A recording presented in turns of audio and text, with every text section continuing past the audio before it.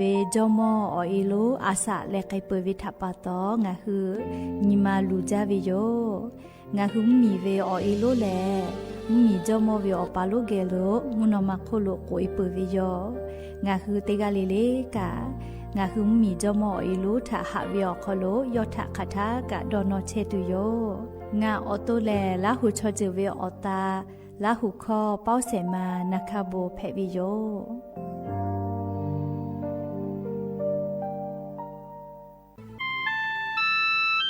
งาคือเจ้าวัดจี้ใหม่ออกข้อต่อคืออติออกคโลโฆษณาติผาคือกาเวลโก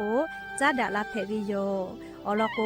งาคือจี้ใหม่ออกคโลเวสถานีวิทยุกระจายเสียงแห่งประเทศไทยจังหวัดจี้ใหม่แลออกข้อต่อเวสายาติผาสู่ไกเวกาวูจ้านอคือและโฆษณาติผาคือกาเวลโกจ้าดาคือโทรศัพท์นัมบะแม่0 5 แซนี่4ขอ0ขอฮีมาเฮเลกะ0ก้อนี่อ้อขอฮีง่าสก้อโทรศัพท์นบะชเวทะจ้าดะและโฆษณาติผากุลาเพวิโย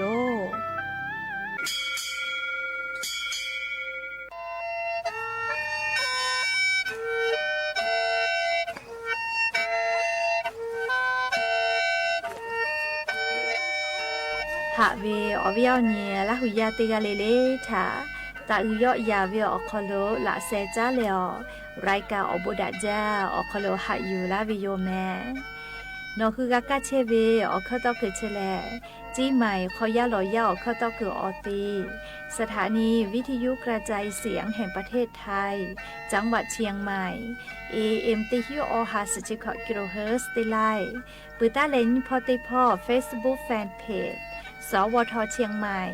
AM 1476พ่อไลฟ์สดติดต่อไปเชวิโยติญิเลเลมุหลอกกอวิออยาติชตินาลิตาและซาวูมุหลอกกอติชนาลิทาคาไกและมเผือวิออยาฮินาริควายตาและก็นาริทาคาไกติฮาเลเลงาคือละหุคอรายกาอบดาจาต่อไปเชวิโยและงาออโตละหุคอเป้าเชเซมานาคาโบเมวิโย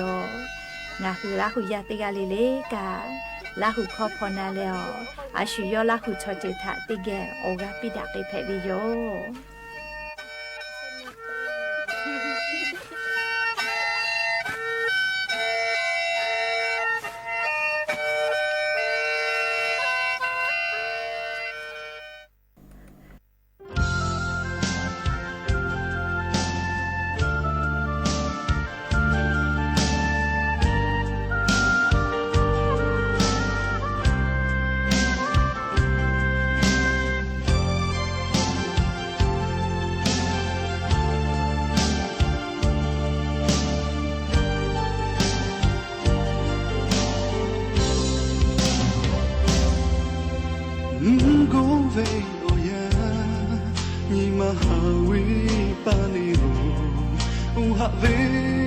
no tapa ve oya mungu chi ko ni ma ja supa e ka pi kai che fa e nga e tho o cho e ge ka cha jo ku lo ga cha ka yo ga cha ku ma shi le nga che ti u tha pu da ku lo ta ve muni te la yo o cho tho ma ko la mo ya ku ma cho nga ni ma chi le ku kai la yo o tha le no la shi ko ko yo che ga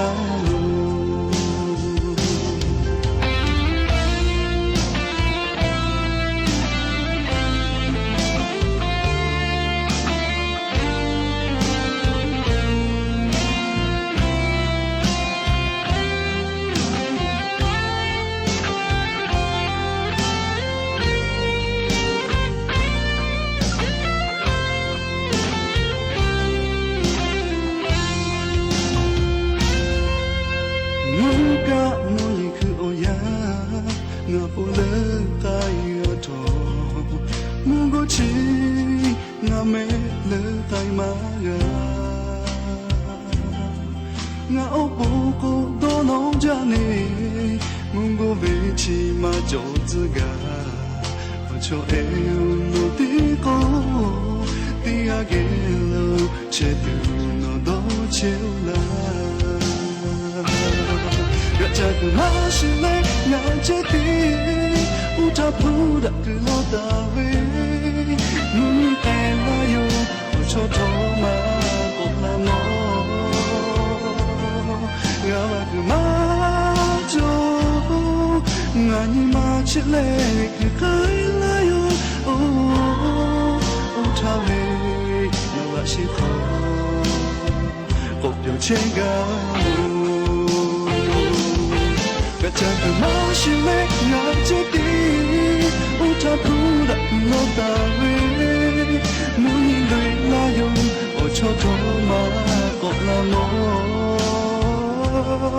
我个马就，我你马起来个开了哟，乌塔位，我是好，我有钱个。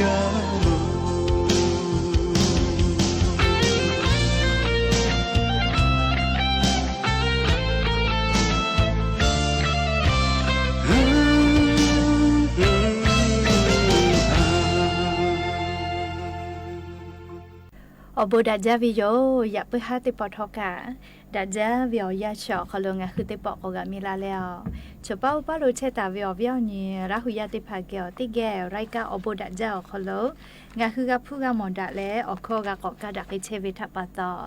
อลอเปแลติกะลิเลทะตะอืยอยาวิโอขลละเซจาแลไรกาอบดัจจาขลหะอยู่ลาวิโยแมหาวิววิวนี่ละหุยาขับพ่อเชพ่อโดยเชตาวิขักให้เพชเชเลเดกาเลทอกาจ้าแม่ดอแม่ซุแม่ก้าแม่ฮาเลดอซาเชลลีนะจะได้เจอกันนี่คือไทมิงก็อคอโลแลมุยิคอยาเพวิทับปะตองะคือเดกาเลกาอเจ้ายาคัสเพตอลาเชเวอานาอากอติพัทธานี่คือตอดะแลปูกากากิตูจาวิดอวิเชวิจอวิเตเจเลลิพ่อกาอายิเตแลอาชุยอตัวยอยากาทะคะแดนหาซาดักอิสิแมและยันยิเวียยาแลชิดิซอคอโลกาสเปออนียันยิแลขอฮาปาจูฮาปาคอโลฮาปาสออนีกะนเพวิโยและจะขอทอกานิฮินิชขอขอมขอฮาเวียเวียนี่ละหุยาติพาวติฮาเลเลเวียยาฮินาริควายตาและก็นาริทักกายติฮาเลเลงะคือละหุคอไรกาอบุดะจาอคอโลลิงะคือละหุคอตอกไอเชวิโยเบื่อเลยกันพอติพอแล Facebook Fanpage สวทเชียงใหม่ AM 1476พ่อกะไลฟ์สดติดต่อไอเชียวอวิวเนี่ยละหุยาติพาลุละและติแกละหุคอพอนาเลอนี่คือละหุชอเจตาโอกาปิดักไอแพวิโย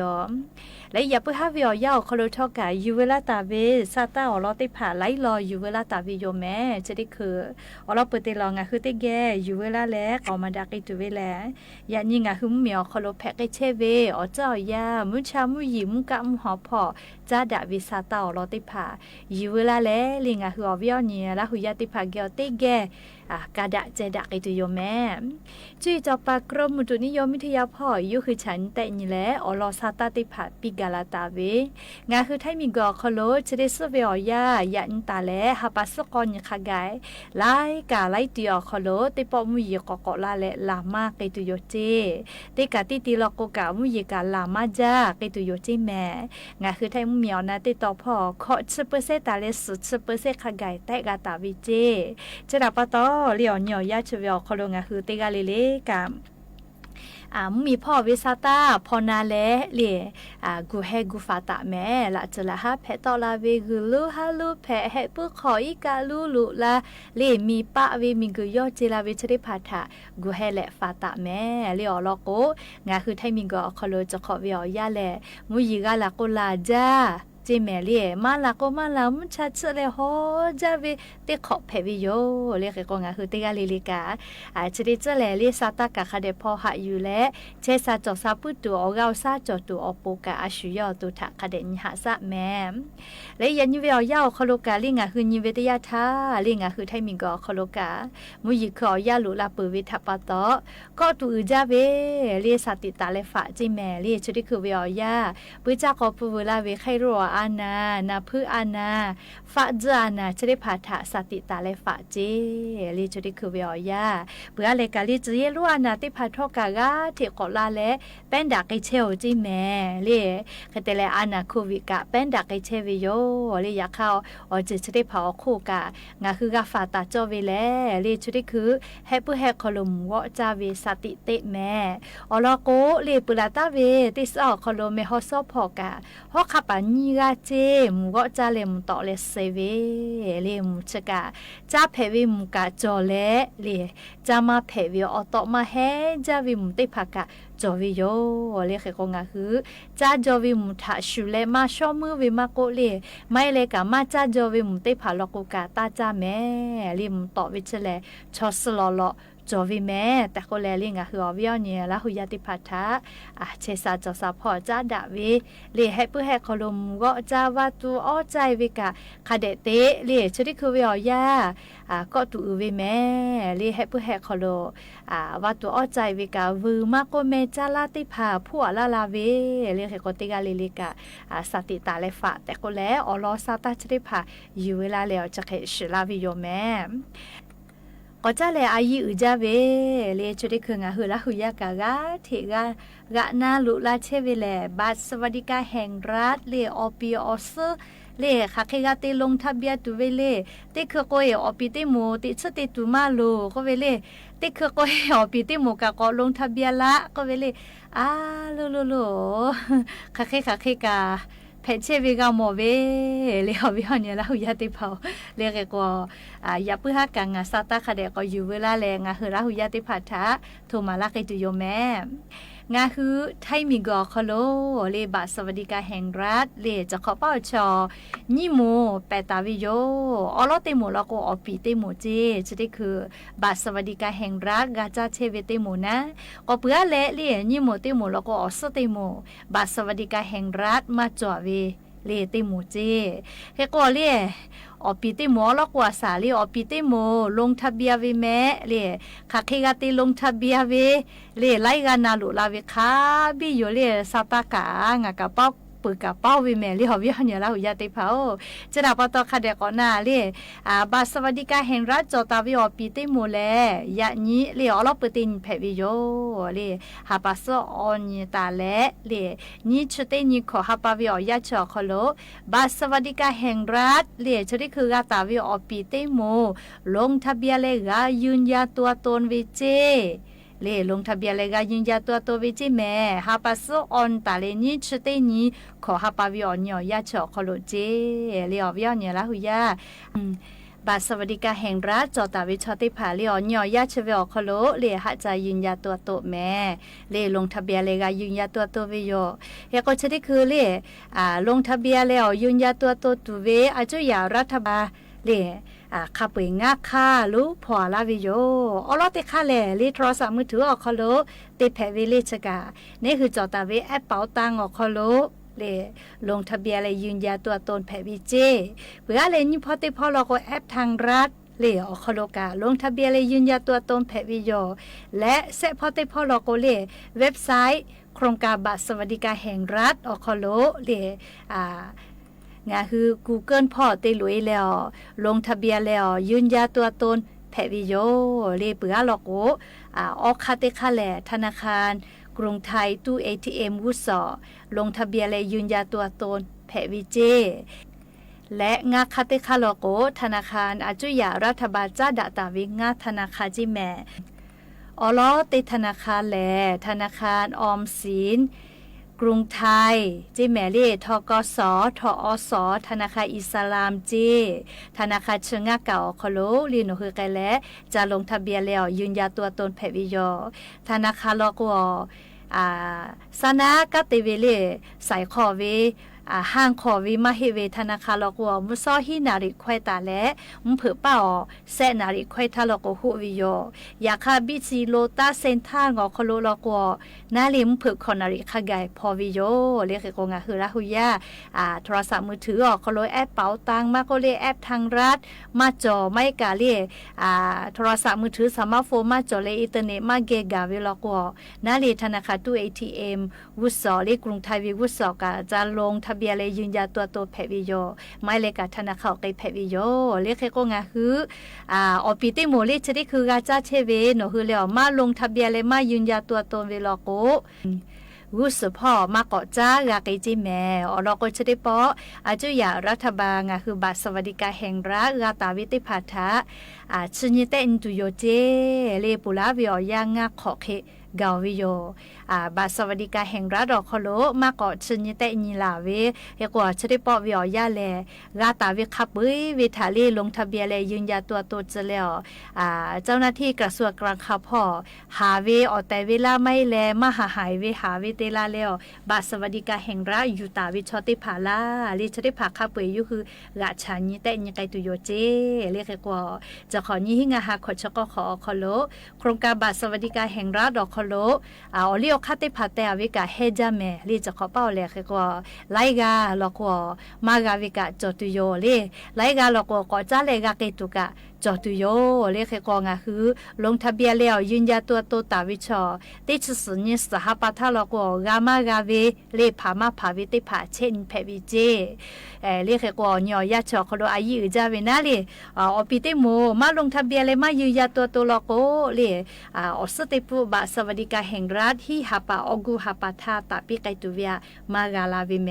เลชราปตองคือราหุยาฮัปาสอนตาเลนิชเตนิขอฮัปาจูฮัปาวิอยาชอคโลยาเสทางาโกไกเปิดตาวิอตีติผาอคโลนอคือลุยและเลลงทะเบียนเลยยืนยันตัวตนหติแม่ลิชกะบัตรสวัสดิการแห่งรัฐอปิติโมโย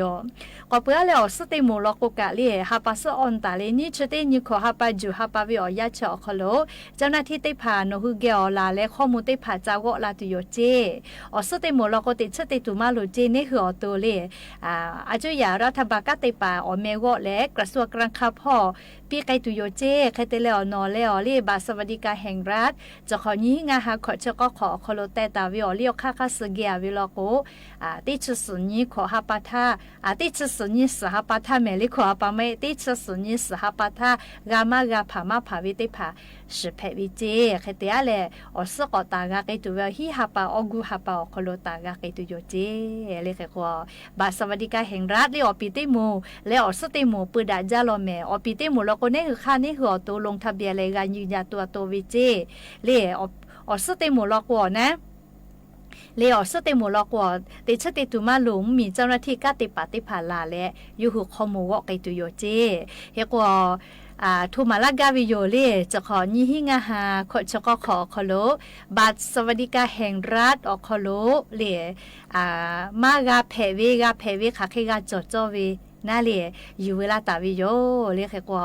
เรียกค่าแต่วินาจะขอเป้าเรียลอติยาแลอาสาติชิขอบีเวไทยเหมียวเขาเชียวิไทยวิบะสัญชาติไทยจอวิชอกาเพวิเจเรียเปื่อลโกถอเขาเชียวิชอมาแผะข้าราชการมาแผะเรียสถานสงเคราะห์เชียวิมาแผะผัตุลุติเชวิมาแผะเจเรียเซมุติมุลโกจากากาวิติขอวิอาติเซบะออกขัวมากาไกเจเรียคแต่แล้วอ้อหมูติหมูลโกงาคือผู้หาซาวิธนาคารโคโลติเซออกขัวไม่กัสลาติเซเววิกะมากาเจเรียกก็เปื้อเลกะขอมูเตหมูลโกกาเลีงาคือเยกะขอมอจีนะเยลโกติหลังงาเซออกขัวเววิมาเพเจเลกาลโกติลาจิแม่เรียบัตรเครดิตมาจอวิชอกาเพวิเจเรียจีชาวิพุทธาวิติเซออกคู่กับมาเพเจใครเตและเรียชดิปอย่าเนลิฮิเชเวติภากะมาปีวิเจเปื้ออะไรกะลิชอมอติภาวิอเมเยและนาเหลียวปอยวิอเมเยและภาษีอยู่ยอเวนะเซมือบะอยู่ยอเวติภากะมาปีวิเจยะมาปีวิไม่เห็นเหลียวปอยมาปีวิเจต่อไปแต่คนนี้คือวิยาลีภาษีมากะปุตุอปูนะอปอยหัวเวก็แลลีภาษีอคโลลดหย่อนเวียเยวิลโกอปอยติภากะบะสวัสดิการแห่งรัฐมากะเจเลเปื้อเลกันนี่ขอตัวเบี้ยประกันชีวิตเลติมือนี้บัตรก กูกาเชวิกะมาปีเจเรียกแต่ละหุ้นบริษัทกรรมการเตียวิกะมาปีเจเรียจะขอนี้งาหาขอจะก็ขอโลบาสวัสดิการแห่งรัฐปีไกตุเวอเลี้ยวค่าแต่เวเลค่าจ่อยแห่ลอแม่เรียติผาลอกวกาวิกะเจียวิกะจอตุโยเรียติผาลอกวก็จ้าเลกาไกวิกะจอตุโยมากาวิชอสกะก็กาวิกะจอตุโยเรียค่ะคิกะอาจุยารัฐบาลสาตาปิลาวิทะคเดโลนาแม่เรียชกาอยู่เวลาเลงาคือละหุยาติผาทะติปอกอโทลาโนลาเชวิติจืแผวิโยรากากานาไกเปเลบาสวัสดิการแห่งรัฐจ้าดาวิกาเฮกอมามโมวิอยาโลโกเลียงาคือบะคนพิการจอตาวิติโมทากะกาลาตุเวชติฮาปาขอฮาปาวิอยาคอรมอคอโลยูลุยและจีชิตุโยจิแมเบียคนพิการเลียปุระทาฮิฮาบะกาเวียติฮิบะปีไกตุเวอลอติพาจีดาเลกะคากุไกตุโยเจเลชอเบียคนพิการนะเลียเฮกอชมอพุติพาติฮาปาเวียเซฮิบะปีวิโกเวชอมาฮิวิซาตาจิแมเรียจะได้คือชมพูลอโกเรียชมเวียอาสาคาสเรียกุจแขตายวิเคเลียอาสาสามารถกุสากามาวินะโอเวคาสอปีไกเชวิโยจิแมขอจะขอกุขอฮาบะเรียสจะขอกวยสฮาบะฮิจะขอกวยฮิฮาบะก็จะขอกวยก็ฮาบะก็จะขอโกติฮิบะลอแม่เลเลก็จะขอโคโกจูซฮาซเจ้าวิทาปตอติฮิบะปีวิเจเลก็ชมพุติพานะวุสพอมาสเลตะลาตุนาคาคินาอยากให้จะได้คือเวอยาโคโลเลชเวคาสอขอฮาบะตาเลติฮิบะเวอโคโลกากิเชฮิวิจิแม่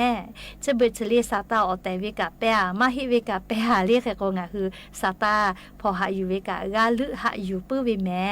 ใครแต่และเรียกโครงการไทยช่วยไทยพลัสขอเชอเชชวิกานิเวตยาธรรมมียาฮาเลเลนิคัสจาโลเจอรโกกาจากาโดเวอคโลดาลาเคลาวิจิแม่เลียใครแต่ละกางาคือมีอคโลกานิเวตยาธาจะได้คือเรียกโมโหปฏิภากาโมโหกามาลอจิแม่เรียกใครแต่แล้วโมเลวิจาปากาวิจาตุเวออกาจอลาวินะขอเชอเชเตียลาวิทัปตอเรียกกว่าจะได้คือเรียกจุยารัฐบาลสัตตาปิกาลาวิเลสติติเจแม่เรียขอเชอเชไทยช่วยไทยพลัสอคโลโมวิจาปอยเตเลโมฮอกไซอคโลผู้ป้าอยู่เวชเลยูกาวิทยาท่าเหมือนกับเมื่อไรถอคอกับเพกุตุโยเจมีเวอเลียวค่าข้อพี่หิเลหิจาเวอโมคโลสอกุตุโยเจแม่เมื่อเวอผู้เล่ขอมือบักขะไกมือแลถอคอกะแซะขออยู่ฮอเพวิจิไม่เลยกะมือกะมือแลถอคอกะเพกุเพวิจิแม่เตตุมาหิตาเตเล่มาที่มาจอวิอคโลจักเคมาซก็เวเลที่วิจอวิอคโลโกจักเคซวิจิแม่เล่ก็จะกะงาหึมมีอคโลเล่ชดิคือวิอยาอคโลเตไกเชวิอเข้าลอติผาอยู่เวลาแลลิงาคือราหุยาติผาทาอลอซาตาติผาจะเคกาลาวิโยเฮก็อยากไปหาติปออยู่เวลาตาเวซาตาติผาแลจะเคไม่จะได้ลูลาเลกากาพนาเลออกาปิลาเชวิเตกาลิเลอบูจาแม่เตกาลิลิกาซเมกาแม่ฮาเลดอซาปิแม่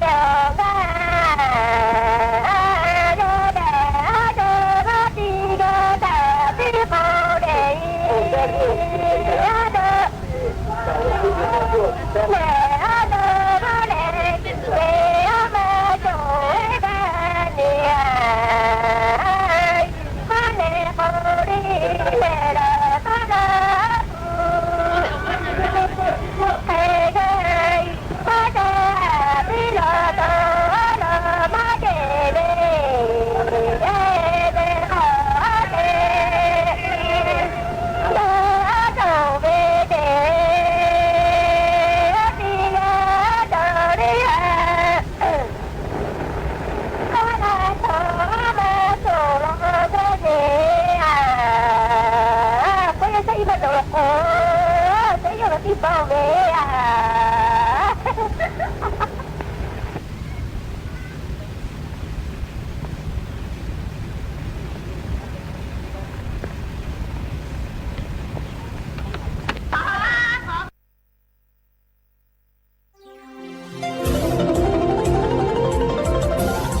วิทยุแห่งประเทศไทย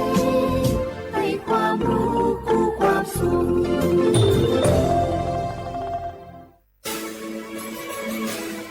สถานีวิทยุกระจายเสียงแห่งประเทศไทยจังหวัดเชียงใหม่ AM 1476 กิโลเฮิรตซ์สถานีวิทยุภาคภาษาชาติพันธุ์แห่งเดียวในประเทศไทยที่มีความทันสมัยเชื่อถือได้สร้างอัตลักษณ์กลุ่มชาติพันธุ์สู่สากล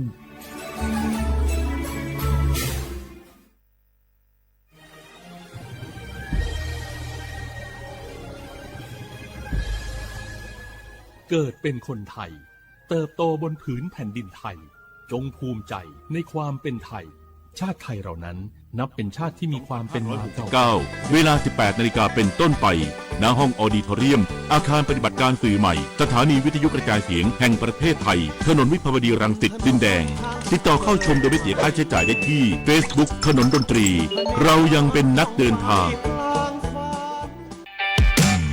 สังคมสูงวัยไม่ใช่เรื่องไกลตัวอารยสถาปัตย์คือการออกแบบบ้านเมืองและพื้นที่สาธารณะให้ผู้สูงอายุใช้ชีวิตได้สะดวกปลอดภัยและเท่าเทียมทางลาดราวจับพื้นกันลื่นและแสงสว่างคือรายละเอียดเล็กๆที่ช่วยลดการหกล้มและเพิ่มคุณภาพชีวิตได้จริงร่วมสร้างสังคมที่ทุกวันใช้ชีวิตได้อย่างมั่นใจเพราะการออกแบบที่ดีคือความใส่ใจที่ทุกคนสัมผัสได้ใต้ร่มพระบารมีแห่งสมเด็จพระนางเจ้าสิริกิติ์พระบรมราชินีนาถพระบรมราชชนนีพันปีหลวงโครงการศิลปาชีพได้ก่อกำเนิดทั่วทุกภูมิภาคจากผ้าไหมงามแห่งอีสานงานหัตถศิลป์ล้านนาจากสานภาคกลางสู่ผ้าบาติกชายแดนใต้เปลี่ยนภูมิปัญญาพื้นบ้านให้กลายเป็นอาชีพสร้างรายได้และสืบสานศิลปวัฒนธรรมไทยให้คงอยู่คู่แผ่นดิน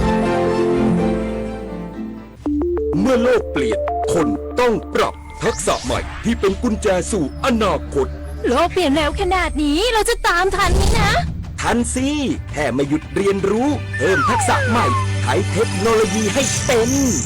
เราต้องเริ่มยังไงอะก็เริ่มจากตัวเรานี่แหละคิดเป็นทำเป็นรู้เท่าทันสื่อและมีคุณธรรมไงล่ะ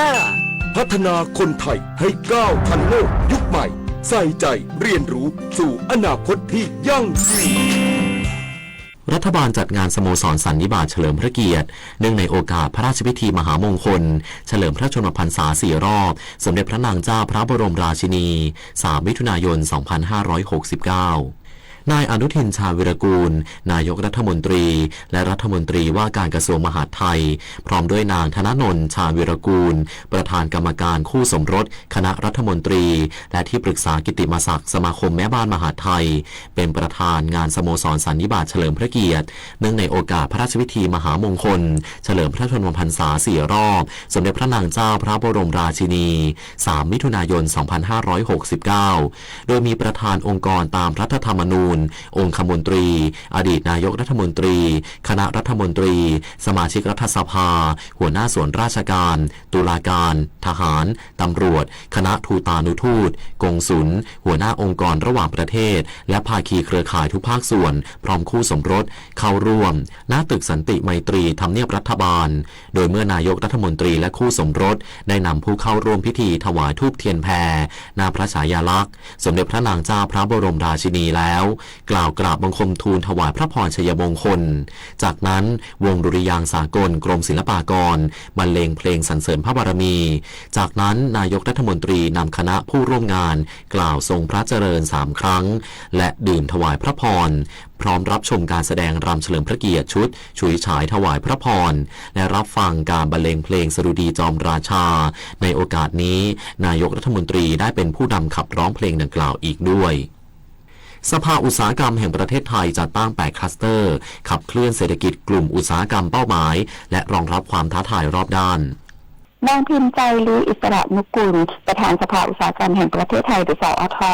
กล่าวว่าพร้อมทำหน้าที่เป็นผู้ผลักดันผู้เชื่อมโยงและสนับสนุนภาคอุตสาหกรรมไทยให้ก้าวทันการเปลี่ยนแปลงทั้งการแข่งขันที่รุนแรงและการเปลี่ยนผ่านทางเทคโนโลยีการกีดกันทางการค้า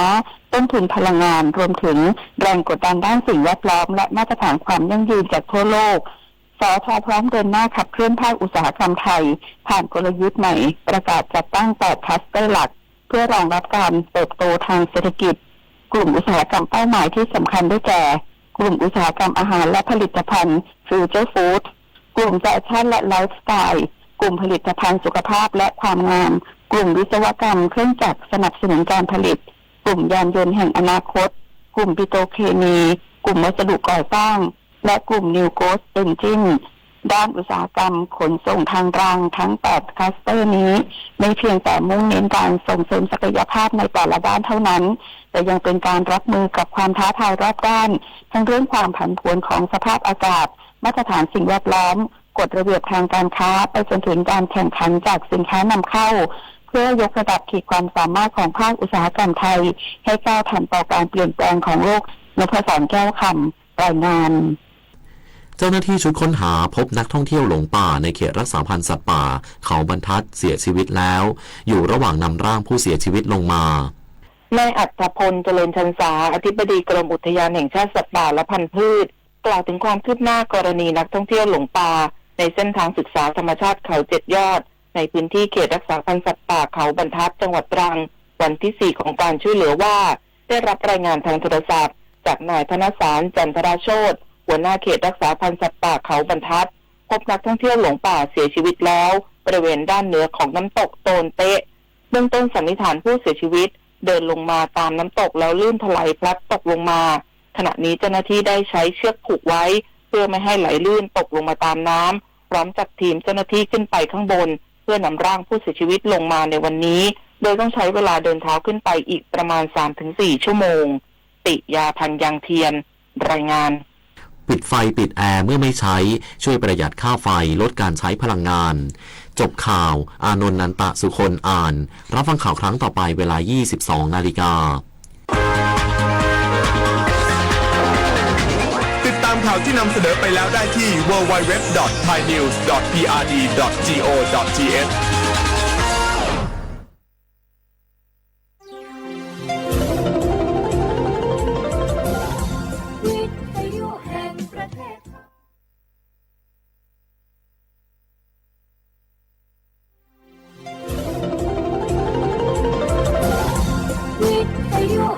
ประเทศไทยให้ความรู้คู่ความสุข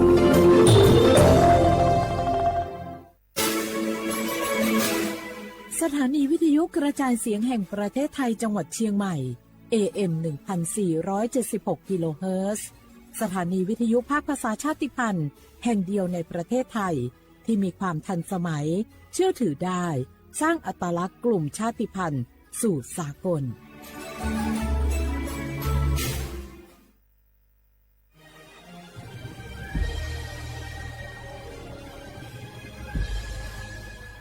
เกิดเป็นคนไทยเติบโตบนผืนแผ่นดินไทยจงภูมิใจในความเป็นไทยชาติไทยเรานั้นนับเป็นชาติที่มีความเป็นมาเก่าแก่ยาวนานเรามีภาษา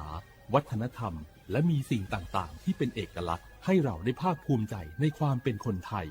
เราควรเห็นคุณค่าและมีความรักชาติหวงแหนแผ่นดินอันเป็นมรดกของบรรพชนร่วมภาคภูมิใจในความเป็นไทย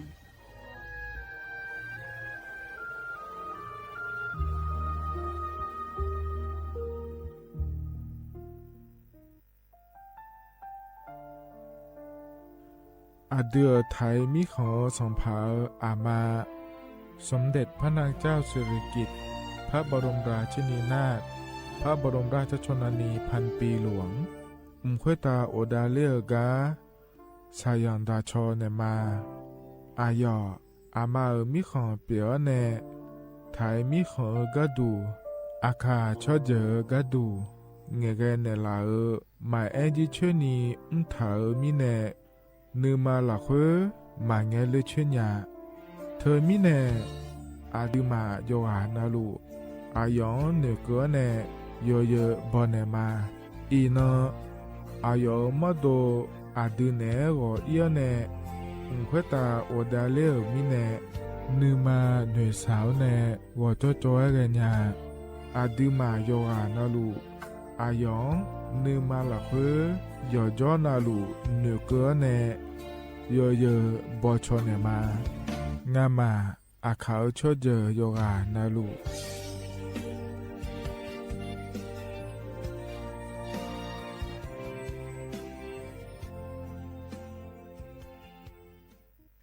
สปสชโยอานาลูกาดูยมือจสาโดลัญญานาโกลุคุมยาอุตาจสาดูเจียงหลังในยานีหลวแม่บัตรประชาชนยาวเดอจันนังเดเลเนงาขวงเกนีลุคุมยากาดูวันโรคตับอักเสบบีบาดทะยักคอตีบไอกรนโพลิโอเยื่อหุ้มสมองอักเสบวสีจอนเอลแมโรตาหัดเยอรมันคางทุมไข้สมองอักเสบเจอีเฮเดออโมบาดาเนอุมายุญญาแม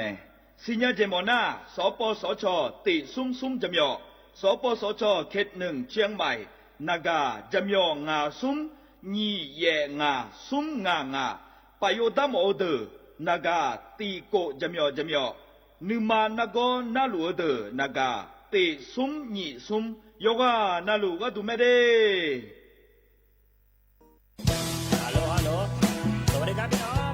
อายุนี้เดือขยาวโฆษณาไกกะกอสถานีวิทยุกระจายเสียงแห่งประเทศไทยจังหวัดเชียงใหม่พบปานเนอบีเคฮอมอนาแอออนหลีญาเมเจสถานีวิทยุกระจายเสียงแห่งประเทศไทยเฮนาอย่าซิงก้อนบีดูอย่าล่อนแต่ช่วงหางละหาเชลกับปจักรเนอดูพ่ออีสอนอีกามาเล่าเนกามองขากา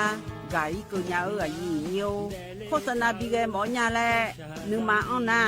นากาไงเหลียวแน่ไงชนยังง่ายีเนียวนากาสมบูรณ์นาก่อนนี้จำยองาซุ้มมีสีโก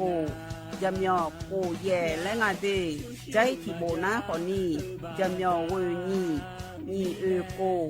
แย่งาสีเวและงายีเนียวมาเซเกญา我是shineโอโบดะจ้าโอมิชเปอร์เหมือซุงคาบอกว่าย้อซงตูดูธรรมา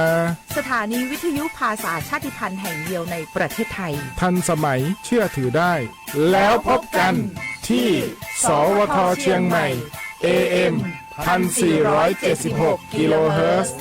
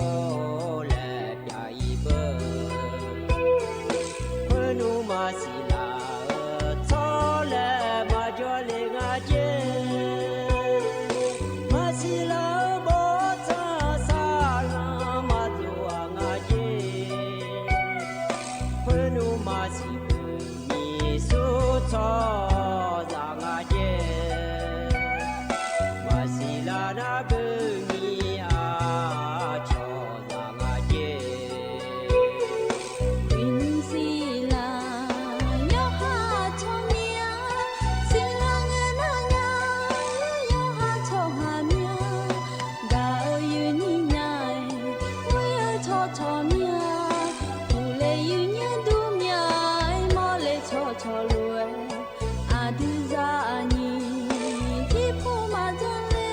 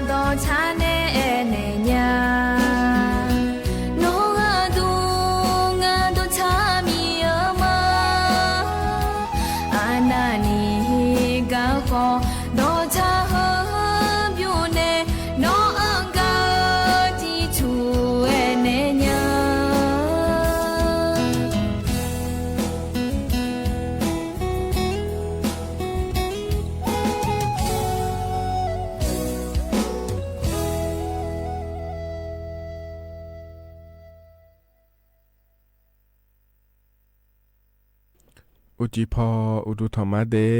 เยนี้โยอานาลูเนรอเยเนียวนุมจิรอเยเนียวจอนเจอนงมีกะละแมเดเยเนียเดวันพฤหัสบดีเงนงานเนเยนี้เธอมิแนรอเยเนียวนุมจินางานแนอายุเชมือแนที่คอลเวจดามาเดเยเนียเดอเดืออาคาดอฮกามีหมัวดูแนรอเยเนียวสวทเชียงใหม่ในฮกาเยนี้โยอานาลูเนทอนเจออายำเฮนานาลีเวหลานเนนาลีเชหลังกันนี่แม่เยนี้ที่มิแนรอเฮยามละคืองานแนที่คอลเวจดามาเยนี้รออินุมฮกาเฮยามละคือเกินนะคนนี้แม่ยานี่นะรอนการนี้โยฮากาโยฮายามุมดาโยฮามโยฮายามุมดาถ้าดาวเนี่ยเราเห็นเนียวอินุมนาขอจะเดี๋ยวนี้จุดเดียวเนี่ยคนนั้นอายามเราคือชาลาเนี่ยเราเลยเห็นนี้เธอจะสร้างแล้วนะหาโจดูเดย์เห็นเนียวเดย์ที่มีในที่คนเราจะได้มาเห็นเนี่ยงานเนี่ยก็จะกะกะนะหาเราอย่างงานเนี่ยต่อช้าเห็นเนียวเพราะในบินนะหาดากะนะหาดาวโลแล้วเราเลยเห็นเนียวคนนี้ที่นาหรอชอยานาคอมเมนานี่ล้อโยฮามเมื่อเดียดามิเนล้อเย็นเนียวกามเมื่อน่าหาขอนี่โจดูเย็นเนียวโยอานาลูเงกาบีมาเดเย็นเนียวเดเทียนายูเฮยามละคุยห่อล้อแหลมดีกาเนี่ยล้อหอนยูเตอร์เนี่ยหอจะจ่ายน่าหาลูน่าขอเนี่ยจะคือต้องคือหล่อเดเย็นเนียวเดก็จอเนี่ยน่าหาลูมาขาล้อก็ปนเนี่ยน่าหาลูขอนี่เดเย็นเนียวเย็นนี้อย่าจอน่าลูชันเทนเนี่ยน่าหาล้อลูรอนะหาเนื้อน้าขอในนี่พอปานเนเดเยเนื้อเดอาดัมแบบพอปากระดูน้าขอในถึงมะขอรอบอกเกินแล้วขอคู่แม่มะขอแล้วขอคู่แม่เยเนี่ยรออาเดือขาดอกกระโดหุ่มน้าขอเนี่ย AM ที่พายา4เชือกกิโลเฮิรตซ์และแม่เดเยเนื้อเดเยเนื้อมีโปรยแนวหรือว่ารอเยเนื้ออาเดือไทยมีคนละคนน้ามะขอเธอน้าเราเมียนี่น้ายอมมาจังโนเหลือเธอน้าเราเนี่ยพอปานน้าหาเนื้อเดินโอเลยเย็นเนี่ย AM เพราะใน FM และขั้วเธอเราเลยเย็นนี้ FM นะขอเนี่ยกำลังมาขายโยฮาเมื่อละคุยโลและนานัวนะหาเนี่ยมาเจียเดียเย็นเนี่ยเดี๋ยวขอเนี่ย AM นะกำลังขาการนะหาเนี่ยขอเนี่ยเธอนะมาเนี่ยเย็นเนี่ยล้อขอนะหาเนี่ยแม่เดียเย็นเนี่ยเดนะที่พอล้ออันนั้นใจที่พอก็ดูนะขอเนี่ยเธอก็Facebook เข้าไปเนี่ยนะหาเราเลยเย็นนี้เฟซบุ๊กในอยู่มาล้อนากาจะล้อในอินเทอร์เน็ตเธอจานะล้อเลยอย่างนี้เธอก็เธอพอในข้อนี้นะฮะอย่าแม่เดย์เยอะเดเฟซบุ๊กเธอก็มีมั่วดูชมย้อนนะล้อเยเยอะเธอมีชมย้อนล้อสวทจุดเชียงใหม่ AM 1476กิโลเฮิรตซ์เธอรู้ไหมเยอะเธอก็เธอพอในนะฮะอย่าแม่เดย์เยอะเดนะฮะลูกนะขอเนี่ยกดไลค์กดแชร์แล้วเธอจอนอย่าแม่เย็นอย่าเรามีคนตัวนี้เย็นนี้เราเดือดไทยมีคนละคุยจอแต่มันเงินเถียนาวิบาชมมีคนก็จะมันจะขอตัวเยอะโลแล้วเราเยอะบาพอหยอดจะเยอะโลแล้วเราเย็นเยอะยอนาลุยกาเกิดผาเราเดือดไทยมีคนละคุยยุ่งรัฐบาลปนเนี่ยจะการกาเกิดเจยางาแล้วเราเย็นเย็นแล้วก็ต้องช่วยก็เจยางาแล้วงั้นก็จะการกายานะฮะเกิดผาเราเถียนาเถียเตจอนะขอเนี่ยกางานอาคาดอนในเงี้ยโดนเนี่ยกายานะฮะบาปเกิดผาและเดย์เยอะเดย์มีเนี่ยเรากดไลค์กดแชร์เธอเดินอย่างแม่เยอะเราที่คนรู้จดามาเยอะนี้เธอเรามีน้องหัวน้อยเนี่ยเราชนเทลานะมาข้อปาแม่ทีวีปาแม่อีนุ่มเงี้ยเกิดทีมนะคนในถึงกับบัตรคนจนและคู่งานเราในนี้บัตรสวัสดิการแห่งรัฐ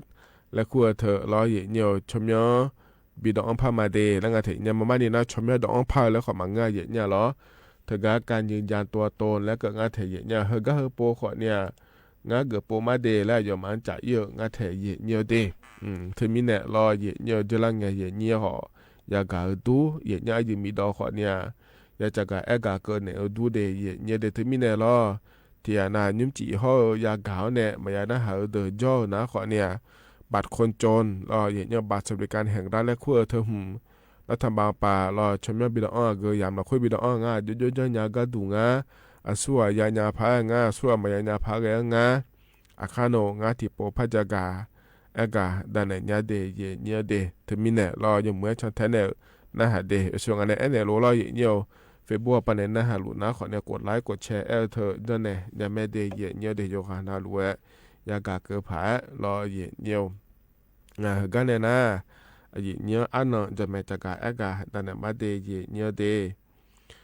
กันนุ่มจีเยอะนี่นะทนเจอรอเยอะอัดเดืออาคาอันนั้นนะอินนะขอเนี่ยมีวที่เราฉลางเดยเนียวบลาสีนะขอเนี่ยโกสีอาโหน้ำมันที่โขงเดไทยอันนั้นอินาวันพฤหัสบดีอันนั้นบลาสีนะมิถุนายนล้ออาโหนะขอเนี่ยหยิบพังยาโกเชวเดยเนียวเฮนะโคโตลาโตล้อเยนี่นะทองเจอนิมจีอายามละคุยเดยเนียวเดกังอันนี้ก็กอแลมถามมายาจักาดันไหนมีน้าล้อเยเนียวโดยชาติบิมแล้วพนักหาดามาเดยเนียวเดยิมเฮกาพอในบินาหาดาเฮกาเฮบิมน้าล้อเยเนียวกามีเนมาแล้วงานเยเนียวล้ออาคาเรคคอร์ดในชาโดยชาเมเดที่ขอรวยนะฮะเปียดามา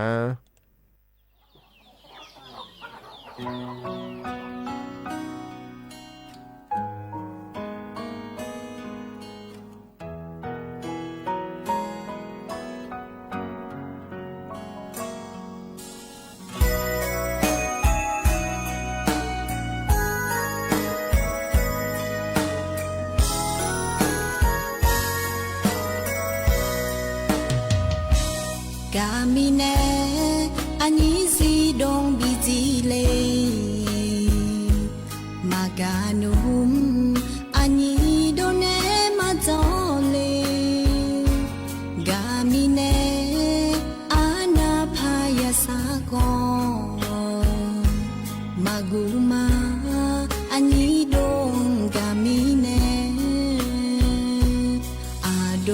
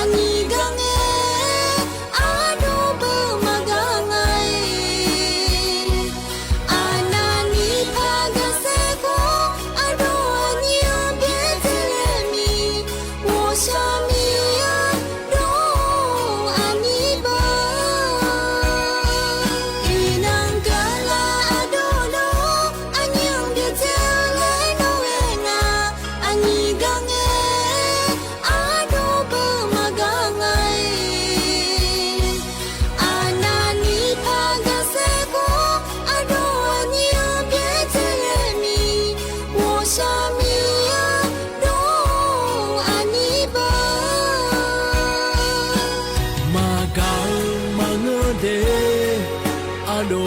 anyo dama magalonum do e mashele ma wo magaini anya jigade ma shi jizi nge ko igama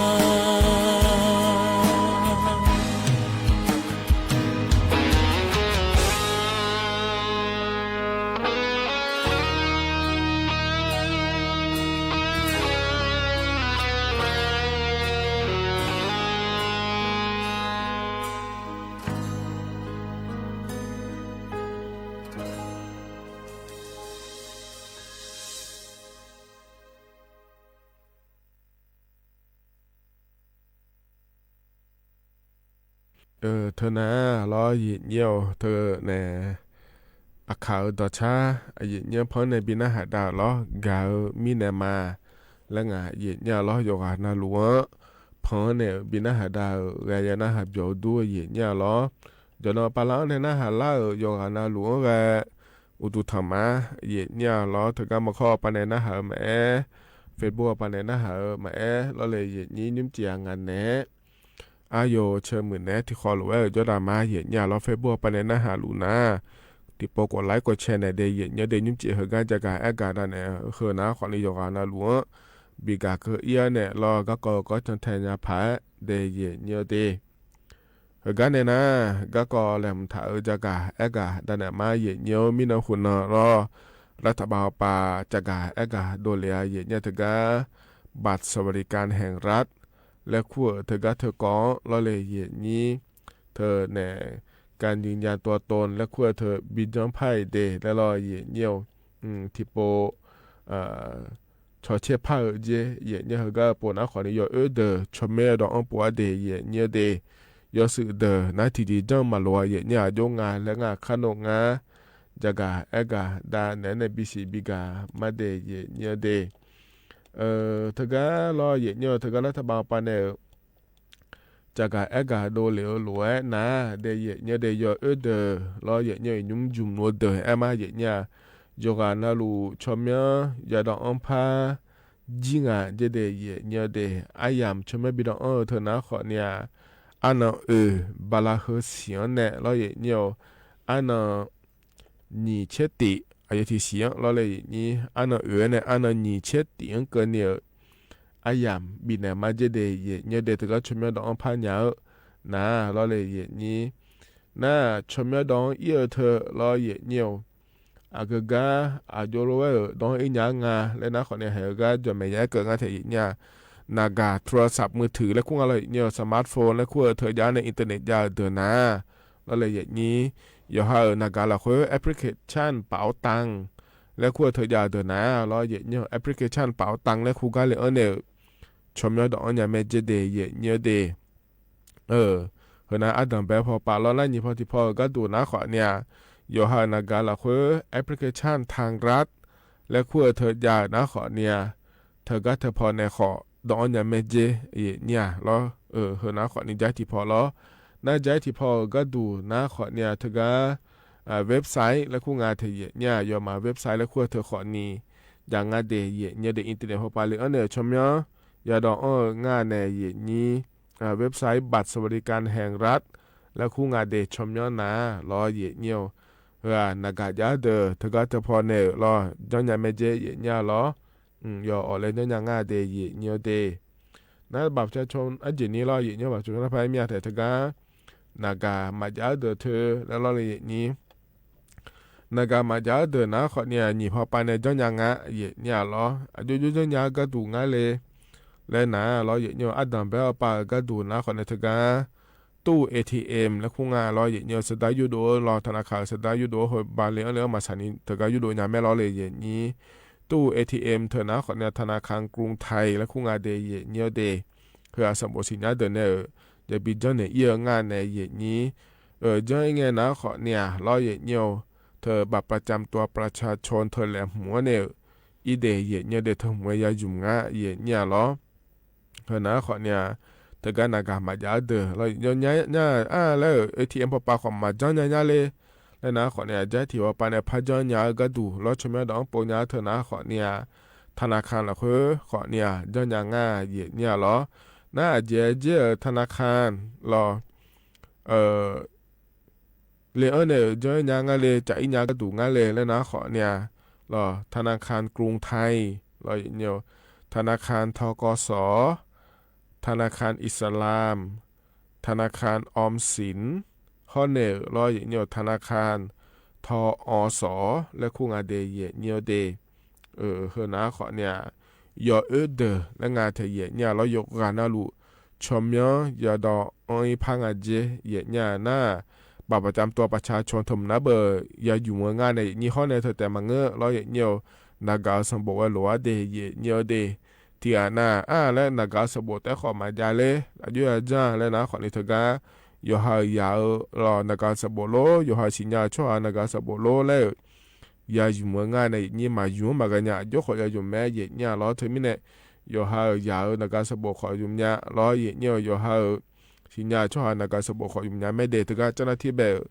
อย่าไอ้เนี่ยง่ายเยเนี่ยก็เจโรล่าคนเนี่ยยอมาเธอก็เธอพอเนี่ยบุ้งโขดในเล่มินเนี่ยล้อเลยเยนี่อาจจะมินเนี่ยชไม่ยาไปดองพาก็ดูง่าแล้วเกิดนะคนเนี่ยเจมาเจงเงี้ยล้อเยเนี่ยที่กันนะเจล่างเงี้ยล้อเลยเยนี่เหเจริญเงี้ยพอยาลาเนี่ยเห็นยูเฮียมละคุยเลยอยู่สิปอมาบีดองยาขาละคุยซีเจอร์โลแล้วคนนี้ดองงานแต่เนี่ยนั่นซีเจอร์เนี่ยต่อจากมาบีเนี่ยเราเฮก็ซีเอกับบาสบริการแล้วคุยเธอยูอยู่มาเดือคนนี้จ่อเราเยเนี่ยมาสิล้อจ่อผ่าล้อเยเนี่ยคนล้อคนนี้เป็นเนี่ยแล้วล้อเยเนี่ยเธอมีเนี่ยเราเลยเยนี่อยู่หาหมดโดนเนี่ยอยู่กันนั่นลูชมไม่ดองไอ้ปงอ่ะเดยเนี่ยเด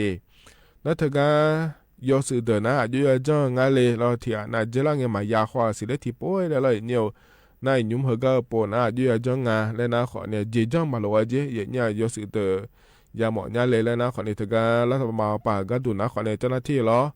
พัวกันนี่อยู่หาจุดดูยากันนี่อีกเกินเนี่ยบิชเชขอเยเจก็ขายเดินจังงาโลไอ้เมียก็จังงาแล้วรอเยเนี่ยชมว่าที่ก็ต้องห้ามมาเลยเจเดเยเนี่ยเดเธอก็เจ้าหน้าที่พัวกันนี่อีกครั้งก็เนี่ยอีกเกินเนี่ยชดเชเนี่ยอีมินเนี่ยเราอย่างเงี้ยขอเนี่ยมาเนี่ยไอ้ยามเกลังเนี่ยเราไอ้นอนนี่เช็ดเตียงเกลังเนี่ยขอเนี่ยที่ว่าที่มาชดเชเลยสิเลเฮือแล้วนะขอเนี่ยเธอก็ที่ว่าการอำเภออีเนี่ยขอนี่นะหาอีหอเดยเนี่ยเดแล้วงาขอเนี่ยหมอเมียเลยเจลังเนี่ยมายาขวาสิเลเราถ่ายชหามาเลยเราสามีเลยแล้วถ้ามาไปในชบากายาเกอหมอเมียเลยแล้วเราเนี่ยเธอก็จะอินยามแม่เดียอำเภอแบบเราอย่างเงี้ยนั่นเธอก็อยู่ส่วนงานในเกิดหรือว่าเราอันนั้นเนี่ยอันนั้นนี่เช็คตีอันเกินนี่งานในหรือว่าชมว่าดอกจีเนี่ยเราอย่างเงี้ยมาดอกเดินนะมาดอกตัวอย่างแล้วแม่เนี่ยเดียจีมีเนี่ยงานแล้วเกินนะอายมาอายาเพิ่มยานะ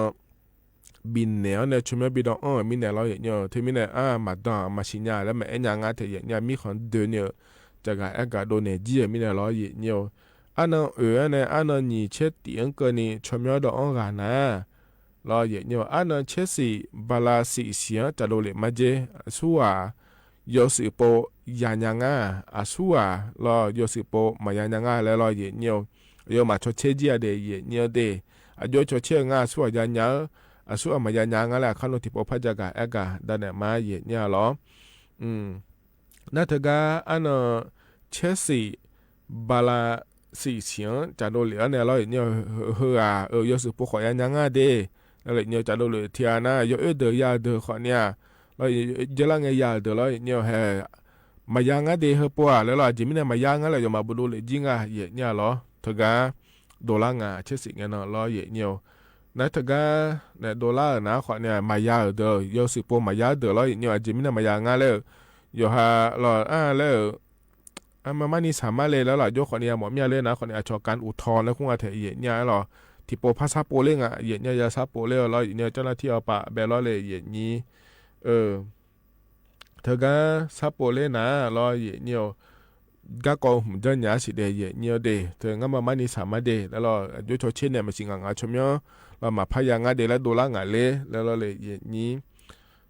เธอก็เธอมีเนี่ยเราเนี่ยเธอหุ่นนะขอเนี่ย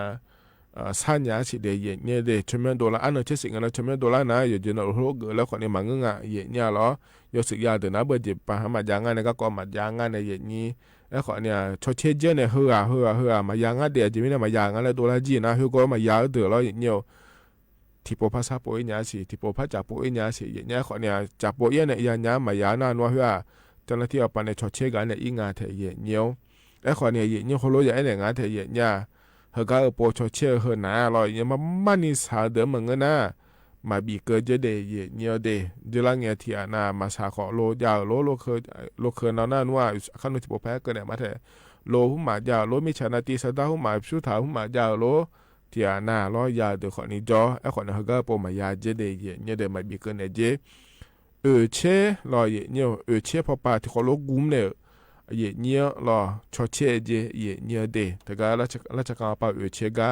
เดี๋ยวนี้ที่เขาโลกุมเนี่ยรอเนี่ยเธอมีเนี่ยเรามามันนี่มาสาเดือมายาเกิดงาเดเขาก็ปนารอเนี่ยน่าเธอก็ยสื่อรอยาจุ่มดาวก็ดูนะขอเนี่ยอันนั้นติบาลาเยเสียงรอยสื่อเดจุ่มดาญางาเดเนี่ยเดถึงมีเนี่ยเห็นนะขอเนี่ยอันนั้นอายามจะแม่เอกเนี่ยเลย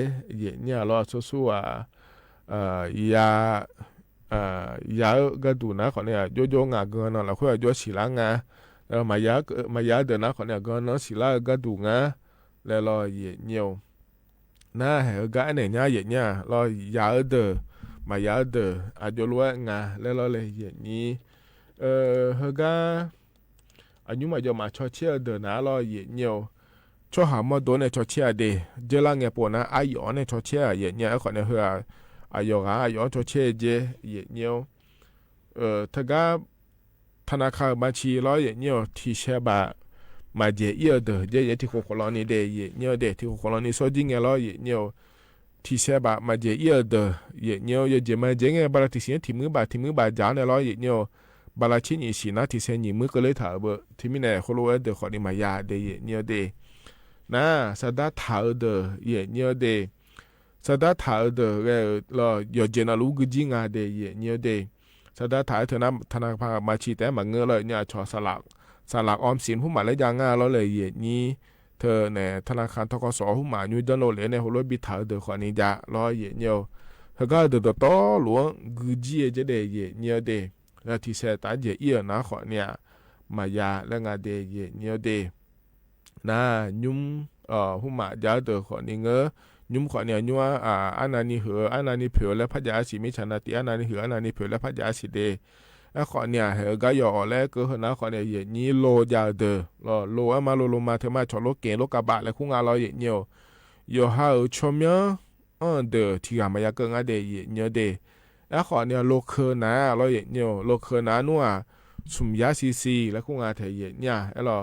สุมยาซีเนี่ยละตาปาเดือมายาเกิงะเราเธอก็สุมยาเนี่ยละว่าปาเดือมังเงินนะเราเลยนี้เพราะเนี่ยเราเลยนี้เธอก็บัตรเครดิตและคู่ตัวของมายันยังเดเจริญเนี่ยบัตรเครดิตจังห่อเดือขอเนี่ยมายาเกิงะเนี่ยเหรอบัตรเครดิตยาเดือนะขอเนี่ยสดายาแล้วสดทางอายมาร้อยเนี่ยนั่นเธอแต่มันก็เฮก็อยากเกิดงานเทียเนี่ยหรอเจอละเงี้ยสดาพัดดาวที่เสียบังเจอีเดอเฮเดอมันอยากเกิดงานเนี่ยแล้วสันนิจะมางานขอนี้เราเนี่ยเจมาเจียงไงนี่ทกสปารอสมาชิกเกิดฐานเนี่ยทกสเบอร์ระยะสั้นระยะยาวและยาวแม่เนี่ยนี่เทียน่ะระยะสั้นของกู้ถ่ารอระยะยาวของกู้ถ่ารอให้เฮนิมกือฮงเงี้ยที่เชื่อบาดเจ็บนะขอนี้มายาวจิงงาและสนุจอมางาขอนี้เราจิมีในงานแล้วเกินนะ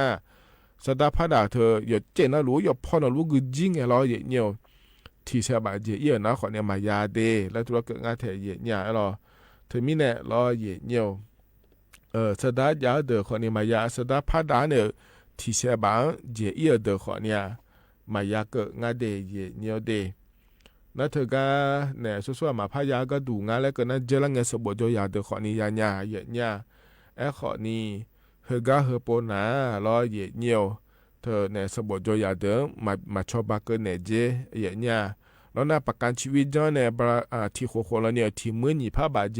เดอขอเนี่ยล้อเนี่ยมาชอบบักเกอร์เนี่ยเจเดเนี่ยเดที่ไม่ได้นี้อาดามาประกันชีวิตมาบางที่ขงเราเนี่ยที่มือนี่ภาพบ้านเนี่ยละตาปะเจ้าเนี่ยเดออาดามาเขาก็เจ้าเดอขอเนี่ยมายาเกิดงานเดเนี่ยเด นะเราเนี่ยของโดโลเพซึหุมาโลเราชนในชบากาดูโลเราละจังปาหมยมุดูโลเฮดตอรู้มาชบากเนงาเดยเนี่ยเดทีมีเนี่ยเราเนี่ยสู้ๆอยากเกินยาพาแรงสู้ๆมายากเกินยาพาแรงแล้วเราเนี่ยบิสิญาก็ดูเดแล้วจะกาเอกาดาเนี่ยบิสิบิกาเลเดเนี่ยเดย่อๆหาคนเนี่ยชดเชยหอยาแม่ยังไงเนี่ยหัวจะกาเอกาดาเนี่ยนะเราเนี่ยเสียงเกิดมาล้อเฮกาเฮปนาราชการปาหมยมุดูเฉพาะที่เขารู้กุมเนี่ยชดเชยได้เจสัวสางามานี่เราเนี่ยยุทธว่ามานี่มาสางาแล้วชดเชยโดนเนี่ยเราโยมาตาแล้วบ่ดูเลยจีแม่เนี่ยเจลังเนี่ยเจอย่างามาอย่างาแล้วโยมก็พาชดเชยเจเนี่ยอย่างาเดลอันเชสิเนี่ยเราบลาสิเสียเนี่ยต่อภาษีละมาเฮปัวมายานะมายาเจมินะกะขางาแล้วตอลรัวจีแม่เดเนี่ยเดนัทกาอินุมนาลอยเนี่ยทการัฐบาลปานาขอเนี่ยบาสวิการแห่งละและคู่เธอยาเดอบาลาติเสียงที่พาบาและชอบายาแม่เนี่ยนี้เราบาลาเสียงกันเนี่ยละขอเนี่ยก็ชอเชโดจีเนี่ยลอยเนี่ยที่อานาเฮก็อยู่สิปมายางาเดและดอลลาร์นะลอยเนี่ยบาลาสิเสียงกันเนี่ยมันก็น่ามายาจุ่มงาเดเนี่ยเดสิเขาในวัวสินะเบอร์ยศยศเธอมายามีเนี่ยเราเลยยิ่งมาพยายามงาเดเนี่ยเดแต่ก็บาลาที่เสียงที่พาบาก็ดูนะงาเนี่ยเราที่มีเนี่ยเหรอนะขอเนี่ยเถอะล้อเนี่ยจะกาเอกาด้านนั้นเนี่ยบิสิบิกาเลยเดเนี่ยเดก็เหรอก็ล้อเนี่ยเหรอนะมาเชื่อสัญญาณเราหมดนะเราอย่างนั้นเนี่ยมาเจียยานะขอเนี่ยล้อนากางเนี่ยช่องเหลียเนี่ยขอเนี่ยนะหาเลยเนี่ยมาเงินนะขอเนี่ยเถอะกาเนี่ยงาเฟบัวปานเนี่ยขอนี่นะฮะเหลียในขอเนี่ยไงชอเลยเนี่ยไม่ได้เนี่ยเดเฮกันหนาวเนี่ยรอเนี่ยต่อชาติบิมแล้วพนักหาดามาเดเนี่ยเดนึกนึมาละโอพอเนี่ยละและชาต่อช่างเนี่ยเหรอที่ขอไว้นะฮะเบียดามา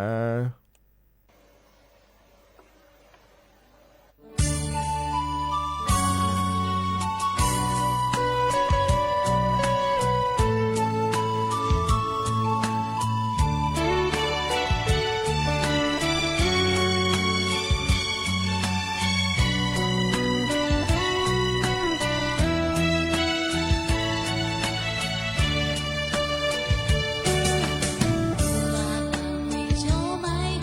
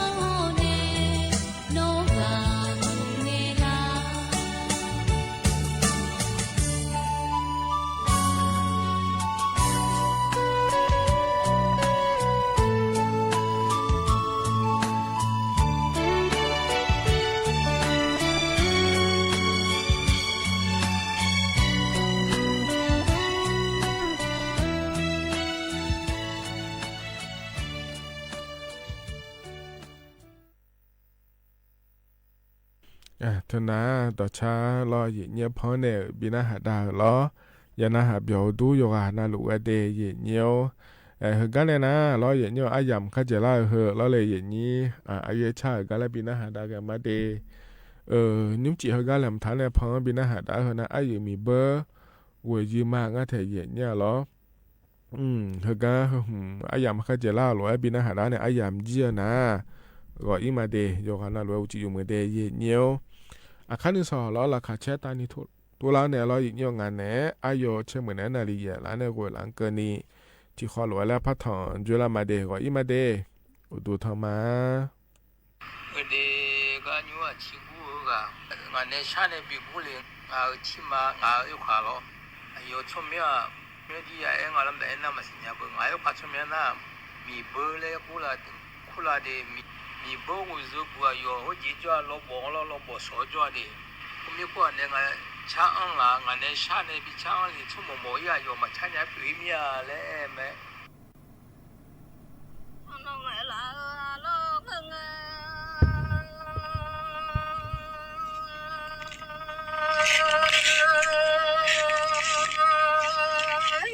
คนน้องมาหมดสิเงยเช่คนละยาเล่สมามาหมดสิเงยขอทา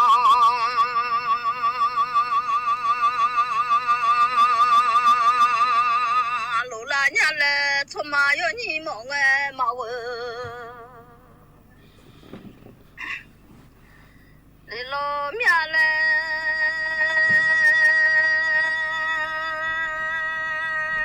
ทำไมยนี่มองเงยมาเว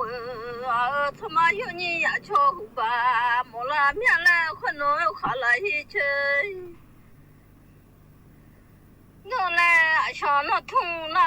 โดราเมียเล่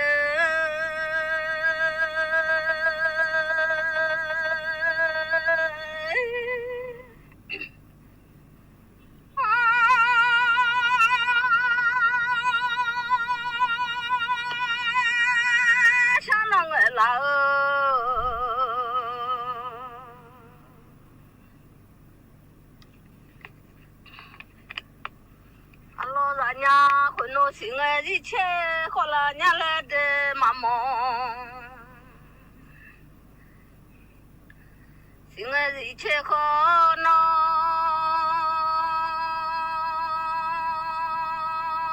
สมามามาสิเงยขอทานลัวสมาโยนี่มองเงยมาเวเลโลเมียเลทุ่งละญาโน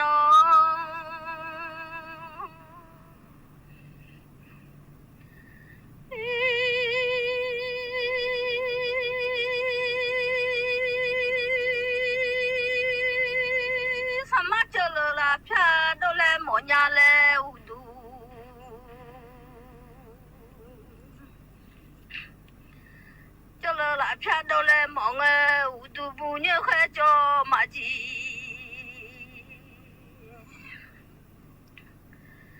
လောမငယ်လဲ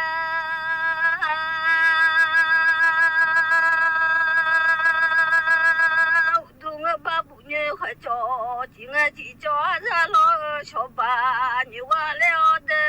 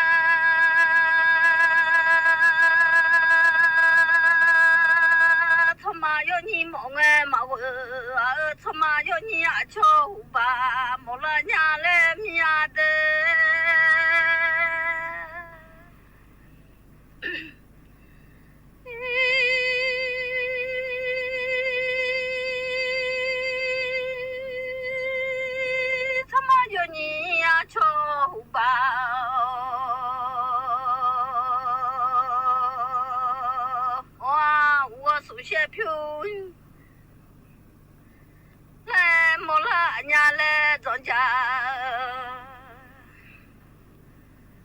送些票来。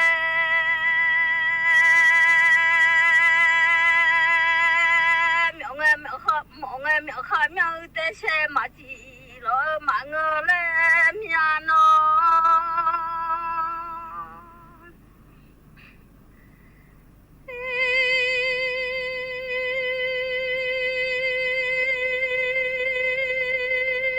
苗下我把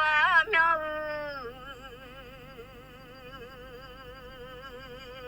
这些地我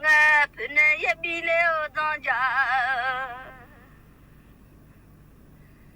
都那马都伢来苗，小那通了耳朵，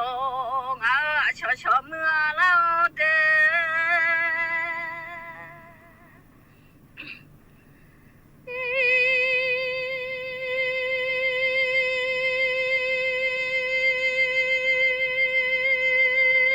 那有一拿到通马错。你这个人应该咋咋？马人家嘞，这个咋咋不迷错哟？马我家嘞，这个咋咋哟哈哟我呀了哟这通哟哈哟。da gala nyale nyu ra gu halo abiu nu la ni la nyale miano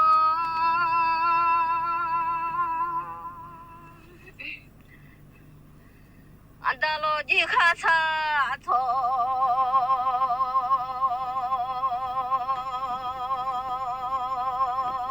nu le ma sa de ng ba ma tho leo ma le sa so da ro wu de le tho ma le sha na tu na do ra miang a sha sha mu la de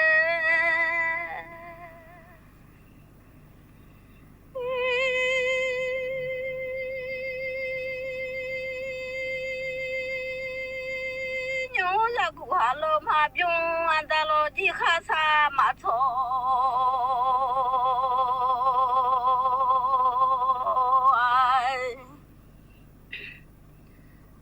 tho thế tho mo ma chi de ga dong ne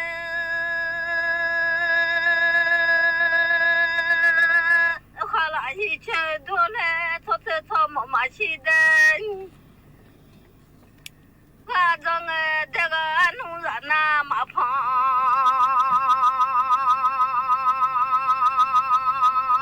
nya i le ji che ji mo ma chi long ga dong ibu mo kha ra na ma phong le nya le nyu ra gu ha lo ma byu da lo ji kha sa ma tho a nu nu lo we boy ta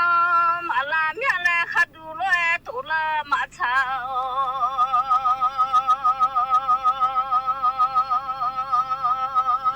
le nya i le a sho no thung la a do ra ga hu ra gu ha lo byung e jang e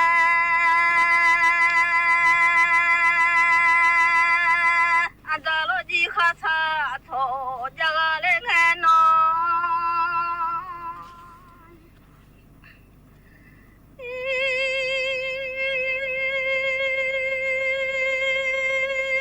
ma sa de ang ba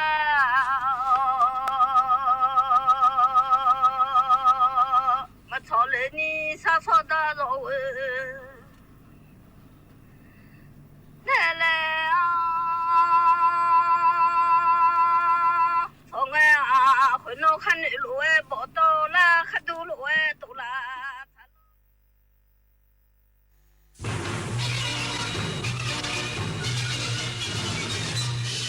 สถานีวิทยุกระจายเสียงแห่งประเทศไทยและเครือข่ายทั่วประเทศเสนอข่าวต้นชั่วโมงรู้เร็วรู้จริงเกาะติดทุกสถานการณ์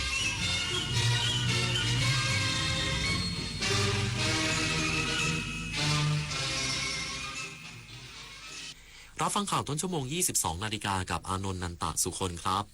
นายกรัฐมนตรีหารือภาคเอกชนฝรั่งเศสสานต่อความร่วมมือด้านการลงทุนหลังการเยือนสาธารณรัฐฝรั่งเศสอีกสักครู่กลับมาติดตามรายละเอียดครับถนนดนตรีไลฟ์เดือนมิถุนายนจุดพักของนักเดินทาง78ปีงาคาราวานพร้อมด้วยวงคาราวานน้อยและดวงดาวเดียวดายในถนนดนตรีไลฟ์วันศุกร์ที่26มิถุนายน2569เวลา 18 นาฬิกาเป็นต้นไปณห้องออดิทอเรียมอาคารปฏิบัติการสื่อใหม่สถานีวิทยุกระจายเสียงแห่งประเทศไทยถนนวิภาวดีรังสิตดินแดงติดต่อเข้าชมโดยไม่เสียค่าใช้จ่ายได้ที่ Facebook ถนนดนตรีเรายังเป็นนักเดินทางสังคมสูงวัยไม่ใช่เรื่องไกลตัวอารยสถาปัตย์คือการออกแบบบ้านเมืองและพื้นที่สาธารณะให้ผู้สูงอายุใช้ชีวิตได้สะดวกปลอดภัยและเท่าเทียมทางลาดราวจับพื้นกันลื่นและแสงสว่างคือรายละเอียดเล็กๆที่ช่วยลดการหกล้มและเพิ่มคุณภาพชีวิตได้จริงร่วมสร้างสังคมที่ทุกวัยใช้ชีวิตได้อย่างมั่นใจเพราะการออกแบบที่ดีคือความใส่ใจที่ทุกคนสัมผัสได้ใต้ร่มพระบารมีแห่งสมเด็จพระนางเจ้าสิริกิติ์พระบรมราชินีนาถพระบรมราชชนนีพันปีหลวงโครงการศิลปาชีพได้ก่อกำเนิดทั่วทุกภูมิภาคจากผ้าไหมงามแห่งอีสานงานหัตถศิลป์ล้านนาจากสารภาคกลางสู่ผ้าบาติกชายแดนใต้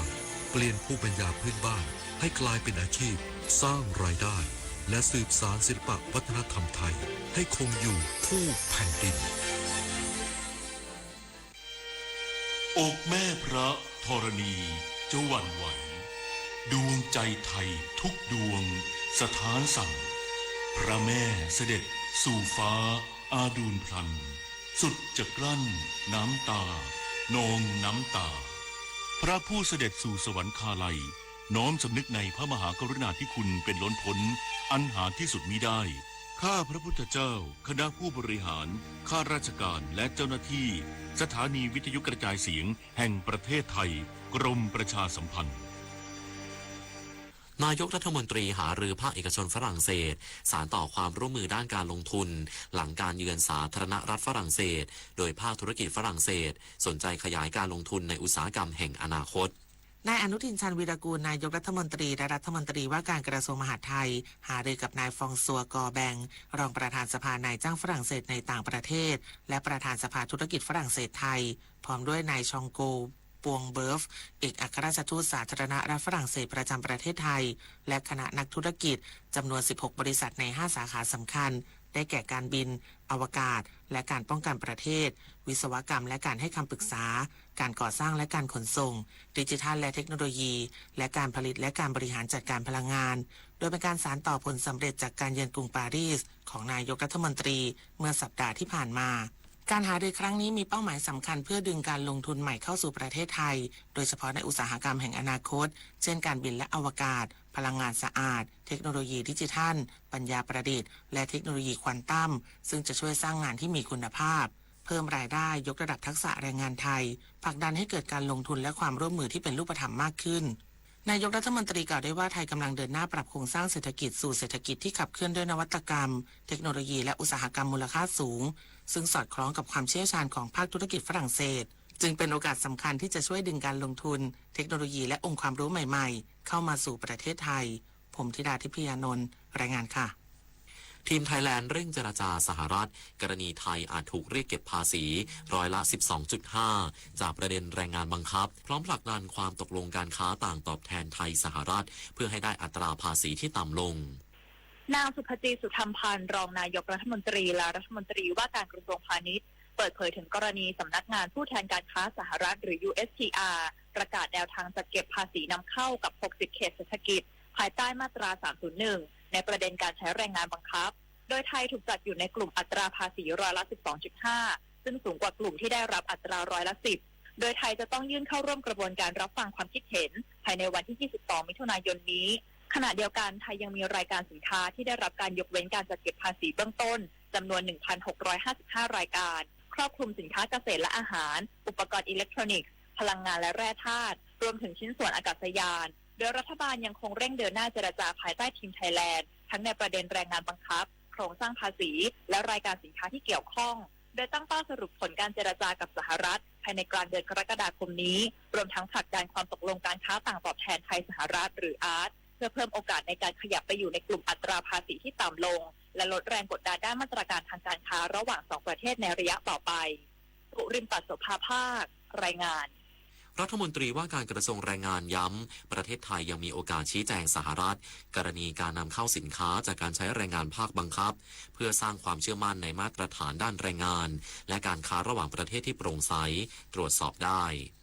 นายจุลพันธ์ อมรวิวัฒน์รัฐมนตรีว่าการกระทรวงแรงงานเปิดเผยถึงกรณีสหรัฐอเมริกามีแนวโน้มพิจารณาเรียกเก็บภาษีนำเข้าสินค้าจากไทยเพิ่มในอัตราร้อยละ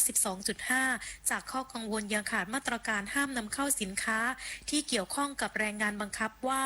ขณะนี้กระบวนการเจรจายังไม่สิ้นสุดและผลการพิจารณาที่ออกมาเป็นเพียงข้อสรุปเบื้องต้นกระทรวงแรงงานได้ร่วมสนับสนุนข้อมูลและส่งผู้แทนเข้าร่วมชี้แจงกับฝ่ายสหรัฐอย่างใกล้ชิด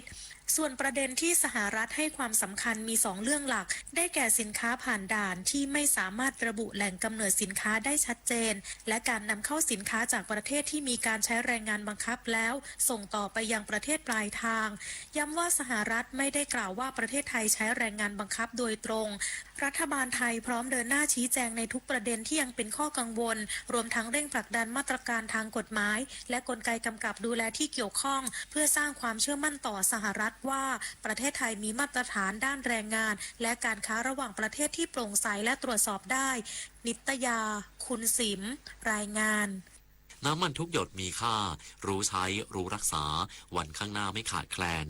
จบข่าวอานนท์นันตะสุคนอ่านรับฟังข่าวครั้งต่อไปเวลา 23 นาฬิกาติดตามข่าวที่นำเสนอไปแล้วได้ที่ www.thainewsวิทยุแห่งประเทศไทยให้ความรู้กู้ความสุข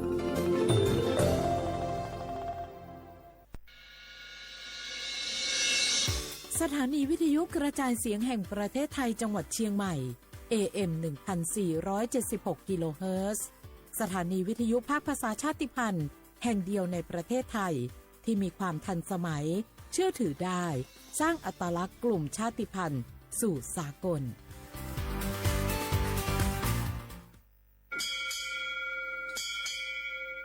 โอโบดะจ้า โอมิชอปเปอร์ เหมือซุงคา เพราะว่า ย้อซง อุดูธรรมา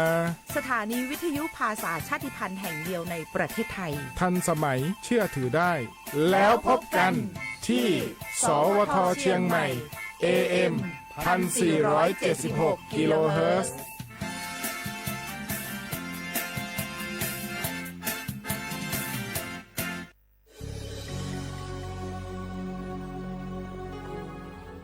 เกิดเป็นคนไทยเติบโตบนผืนแผ่นดินไทยจงภูมิใจในความเป็นไทยชาติไทยเรานั้นนับเป็นชาติที่มีความเป็นมาเก่าแก่ยาวนานเรามีภาษาวัฒนธรรมและมีสิ่งต่างๆที่เป็นเอกลักษณ์ให้เราได้ภาคภูมิใจในความเป็นคนไทยเราควรเห็นคุณค่าและมีความรักชาติหวงแหนแผ่นดินอันเป็นมรดกของบรรพชน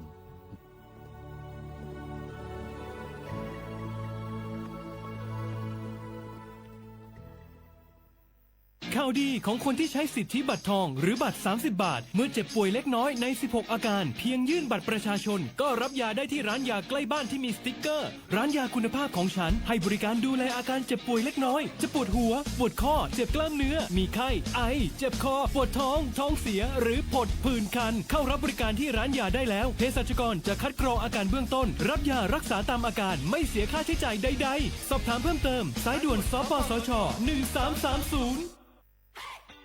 ปี้ยังไงดีเจ้าแม่น้องกำลังเข้าสู่ช่วงสูงวัยและจะดูแลเปิ้นยังไงดีเจ้าหูก่อผู้สูงวัยเปิ้นไม่ได้เท่าเหมือนกันหมดเนอะกลุ่มติดสังคมเนี่ยว่าเปิ้นแก่แต่ใจวัยรุ่นต้องจวนกันออกกำลังกายทำกิจกรรมเวลาปะหมู่ปะฝูงมาใดเปิ้นก็ตึงคึกคักกันกูเตืออันนี้แม่น้องเลยนะวันออกไปขายเห็ดลมที่ตูกาดแล้ววันนี้นะเปิ้นก็มีนัดไปที่โรงเรียนผู้สูงอายุแหมซอบอกซอบใจขนาด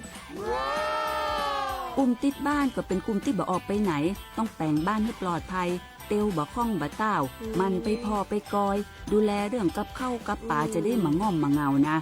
ส่วนกลุ่มสุดท้ายกลุ่มติดเตียงก็ต้องพอต้องกอยบ่ฮื้อลำหูลำตาตึงพลิกตัวทำความสะอาดดูแลอาหารยุกยาและต้องใส่ใจเรื่องของความรู้สึกบ่ฮื้อเปิ้นรู้สึกว่าโดดเดี่ยวฟังจะอี้ค่อยสบายใจหน่อยเจ้าขอบคุณนักๆเจ้าพี่เดี๋ยวน้องจะปิ๊กไปดูแลแม่ก่อนนะเจ้าและจะไปลืมป่าแม่ไปตรวจสุขภาพประจำปีตัวเนอะเจ้าดูแลผู้สูงอายุถูกวิธีผู้สูงวัยก็ยิ้มได้ลูกหลานก็สบายใจด้วยความปรารถนาดีจากสำนักงานประชาสัมพันธ์ที่ 3 กรมประชาสัมพันธ์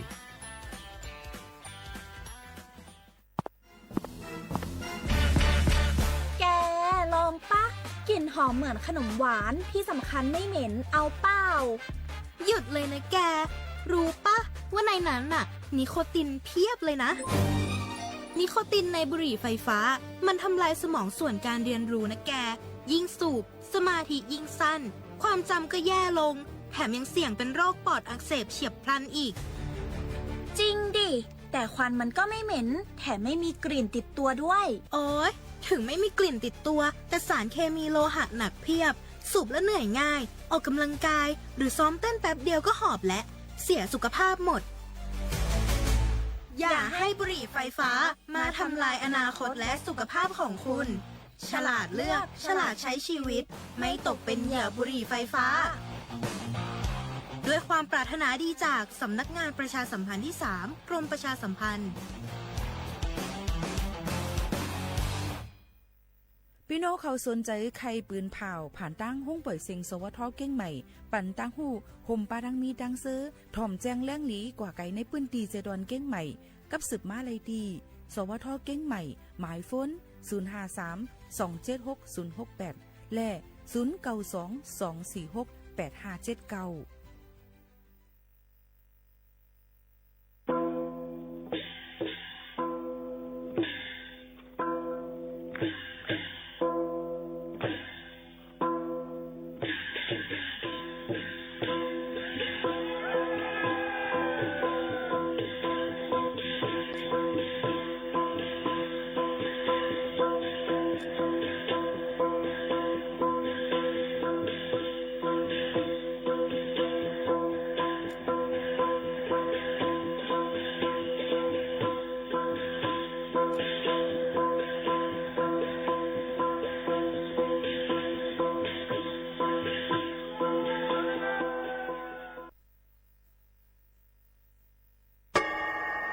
สุ่งอันว่านั่นเกินต่อสอนรู้อันหนึ่งอันอีส่วนปันเกิน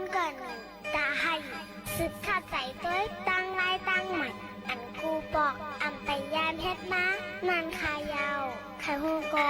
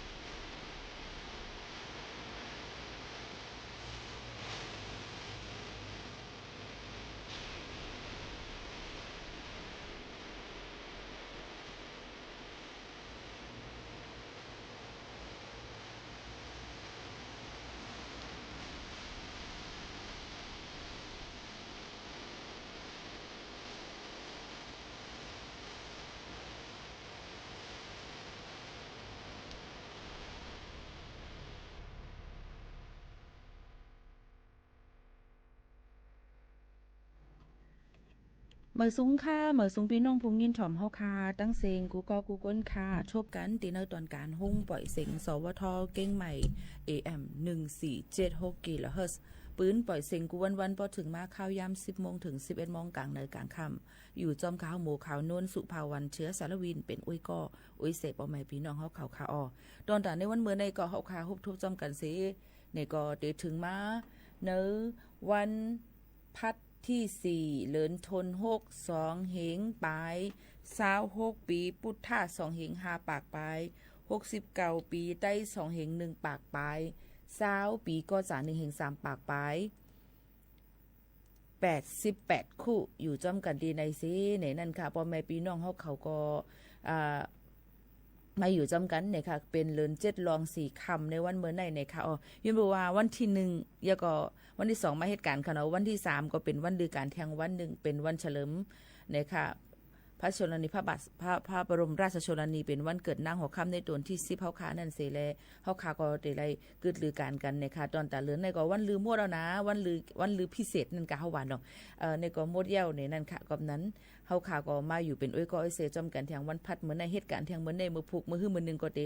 ลือการกันเที่ยงยาวบ่แม่พี่น้องเฮาเขาค่ะมันก็ว่าเหตุการณ์วันลือเหมือนกันเสตาก้อยกับบ่มีข่าวยามมีตือตางข่าวยามตัวตันก็มาถ่อมในตอนการเฮาคาที่ในจอมกันในก็ได้เป็นอันยินจมเตๆวาๆจังหนังในค่ะพี่น้องเขาค่ะ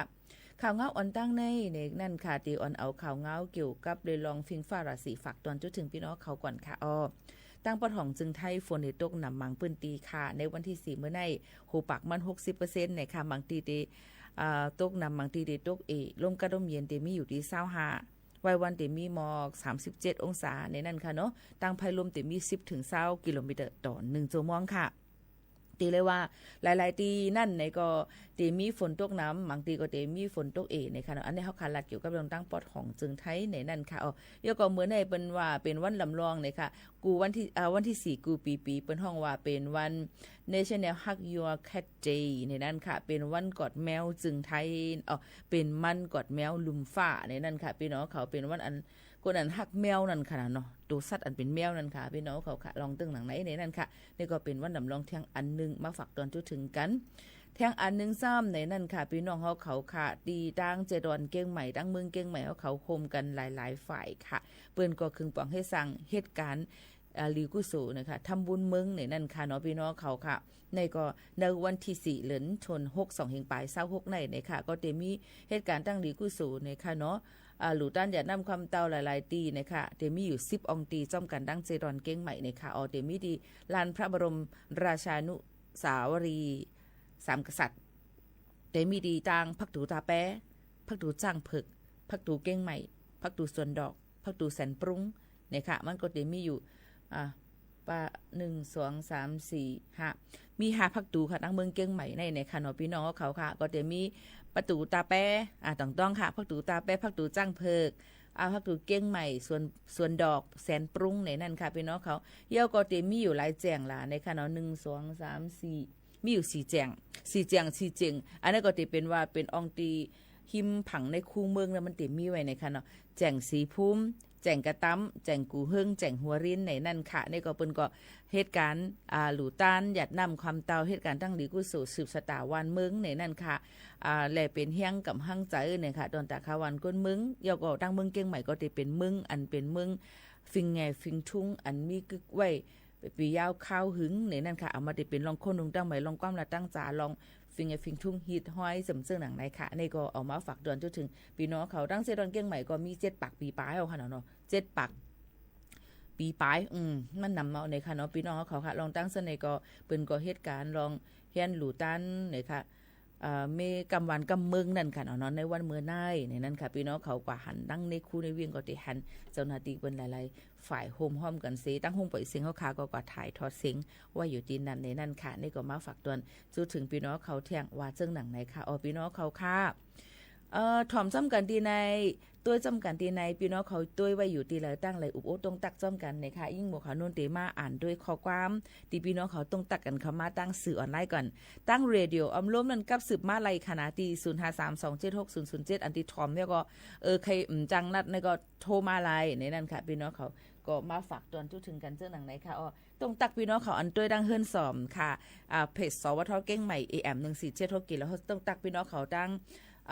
TikTok ไลฟ์จอมไหนนั่นค่ะไลฟ์ตีไลฟ์ตั้งค่ะเข้าขาออนไลน์ยก็ออนแอร์กว่าจอมกันกำเหลวนั่นค่ะเนาะยก็เรดิโอออมร่วมก็ปืนปล่อยเสียงกับพร้อมกันกำเหลวในนั่นค่ะมาด้วยขอความตีพี่น้องเขาตรงตักกันเขามาก่อนตั้งเฮิรนล้ำในเต็มมีอยู่ปากปลายค่ะเนาะปาก30ปาก41ค่ะพี่น้องเขาเมาไต้ว่าใหม่ซุงคาเนี่ยค่ะรวมหาก็ฮักแจดค่ะเยาก็เต็มมีนางปีค่ะใหม่ซุงคาอยู่ร้อยสเก็ตเสถอมอยู่กูวันค่ะเยาเต็มมีเผาเทียงค่ะใหม่ซุงคาปีโมค่ะยินจมค่ะว้าวเนี่ยขายเยาเต็มมีเทียงกันเลยค่ะคุณโจคนเหนือพัดถิ่นค่ะสวัสดีครับใหม่ซุงเหมือนกันค่ะเต็มมีแทงท้องฟ้าสวยงามหมอกกลุ่มสันลอยเมืองใต้ค่ะใหม่ซุงคายินจมค่ะฮับถอมอยู่ค่ะเอเทค่ะตอนหมอกบันยินจมขอบใจค่ะเยอะก็เต็มมีทางอยู่ชลบุรีถอมอยู่ค่ะไตลายค่ะฮักกึมค่ะนางนั้นเลยค่ะโสดมานานใช่ไหมยินชมค่ะวันนี้กรุงเทพฝนตกแต่เช้าเลยเมืองกอกฝนตกแต่เจ้าในนั้นค่ะที่เมืองกลางในเจ้าในนั้นค่ะยินชมที่หมอกลาดปันขาวเงาฟิงฟ้าราศีค่ะตอนตาน้องใจเขาค่ะในนั้นค่ะเยอะก็เต็มมีเผาแทงเหมยซุงค่ะปีโมค่ำแก้วค่ะเหมยซุงค่ะอยู่เก้งใหม่ทอมอยู่ค่ะเสียงค่ะยินจมค่ะหลายก็หลายก้นเขาต้องตักกันเข้ามายินจมขอบใจใหญ่นำค่ะคิดถึงวันรักกันที่เขาใหญ่ในอ่ำโต๊กค่ะยินจมค่ะที่หมอกลัดตื้นหมอกฮักในเหมยซุงค่ะปีโมยินจมขอบใจกูก้นค่ะเหมยซุงค่ะสวยจริงเลยค่ะห้ามเหมยซุงค่ะยินจมค่ะกูก็ค่ะนะต้องตักกันเข้ามาก็มาเดี๋ยวเอาแทงหลายรองหลายอันค่ะเนาะข่าวเงาเลยปื้นหูตั้งหันมาฝากตอนจนถึงพี่น้องเฮาเขาแทงแต่เหลวในลือเหอะหรือเจอถ่อมด้วยเพียงความหวานหูถูกใจกันก่อนพี่น้องเขากำนำก็ได้ส่งเกียกความเสี้ยนหนึ่งเลยเสี้ยนหนึ่งก็เต็มส่งเกียกเหมือนกันกับปานหุ่นมาก็ได้เกียกความปานมาก้นกันมือปานอายุสักน้ำจึงเฮาก็ได้ไปทางเมียนก็เหมือนจึงเฮาในก็ทำเกียกเหมือนกันเที่ยงมันก็พอเดี๋ยวมาเราลองเพียงความในเกียกตั้งเกียกเข้ากับป้อเหมือนกันเนี่ยอย่างไรไหนมันตื่นเหมือนกันมันก็ได้เกียกแบบเป็นโลกเป็นแลบเนี่ยค่ะเฮ้ยเหมือนในสูมาให้สั่งเฮาตีในซึ่งไหนค่ะมันก็ได้เกียกแบบ R&B มันก็ได้เกียกแบบแนวลูกทุ่งช่วยแทงในนั้นค่ะจังไหนต้องใจเยอะก็ได้มีแทงเจอเพียงความแบบการไปเมืองการลุกปานความลุกพื้นเต็มจังหนังไหนค่ะเยอะก็ได้มีแทงเพียงความมีหางแทงละเพียงความเกี่ยวมูลเพียงความหักความเปียงเพียงความปั่นเที่ยงใจกันเจ็มจึงหนังไหนค่ะพี่น้องเขาก็ตีหันมีไว้จึงไหนในค่ะก้วยกาจึงหือกอลีในเพราะว่าพี่น้องเขาย้อนเพียงความมาอีหมู่ขนนจังไปเปิดปันค่ะนี่ก็ข้าจะเปิดปันให้เลยยินถ่อมให้มันเหมือนกันนั่นค่ะพี่น้องเขาค่ะแต่เหลียวพี่น้องเขาก็ย้อนเพียงความกันเขามาเที่ยงหนึ่งโหค่ะนะอีหมู่ขนนตีเปิดปันให้เลยยินถ่อมค่ะนะดีเป็นเพียงความเพอในอ่ำตาบรูทามค่ะป้อปือเดียวดองป้อว่าพี่น้องเขาฮู้ว่าเพียงความในยามถ่อมในลาดเลยว่าเฮายามถ่อมโอไหนตรงตักให้บอกลาดถึงกันมากก็ไรเฮาขาไปมัดโดยจำกันว่ามีเผยยามถ่อมพองความโหในนั่นค่ะเนาะพี่น้องเขาค่ะย้อนบอกว่ามีพี่น้องเขาตั้งตากุงเนี่ยค่ะย้อนมาเนี่ยนั่นค่ะพี่น้องเขายิ่งหมู่เขานู่นก็คัดเจอออกมาให้เลยยินถ่อมจำกันนั่นค่ะนะเนาะซึ่งหนังในค่ะนะพี่น้องเขาค่ะเพราะว่ายามถ่อมยามถ่อมเต็มซึ่งหนังในก็ตรงตักถึงกันไรเหมือนกันในนั่นค่ะก้อยกาตาเหลียวว่าหือต้องดีไปพร้อมถ่อมเย้าค่ะบ่พร้อมถ่อมเย้าค่ะกัดถ่อมจำกันค่ะนะพี่น้องเขาค่ะ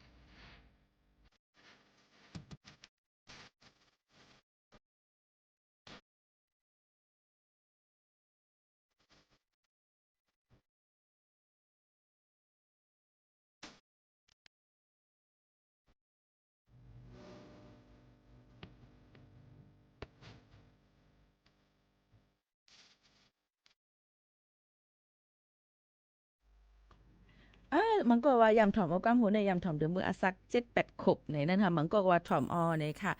เป็นเพียงความนั่งคำขินห้องไว้เนี่ยค่ะนั่งคำขินในก็เป็นผู้ห้องความจือเสียงใหญ่ลื่นหลังทั้งก้อนนึงอันในและหับห้องไหลนั่นค่ะเนาะยันเบอร์สังหลาเนี่ย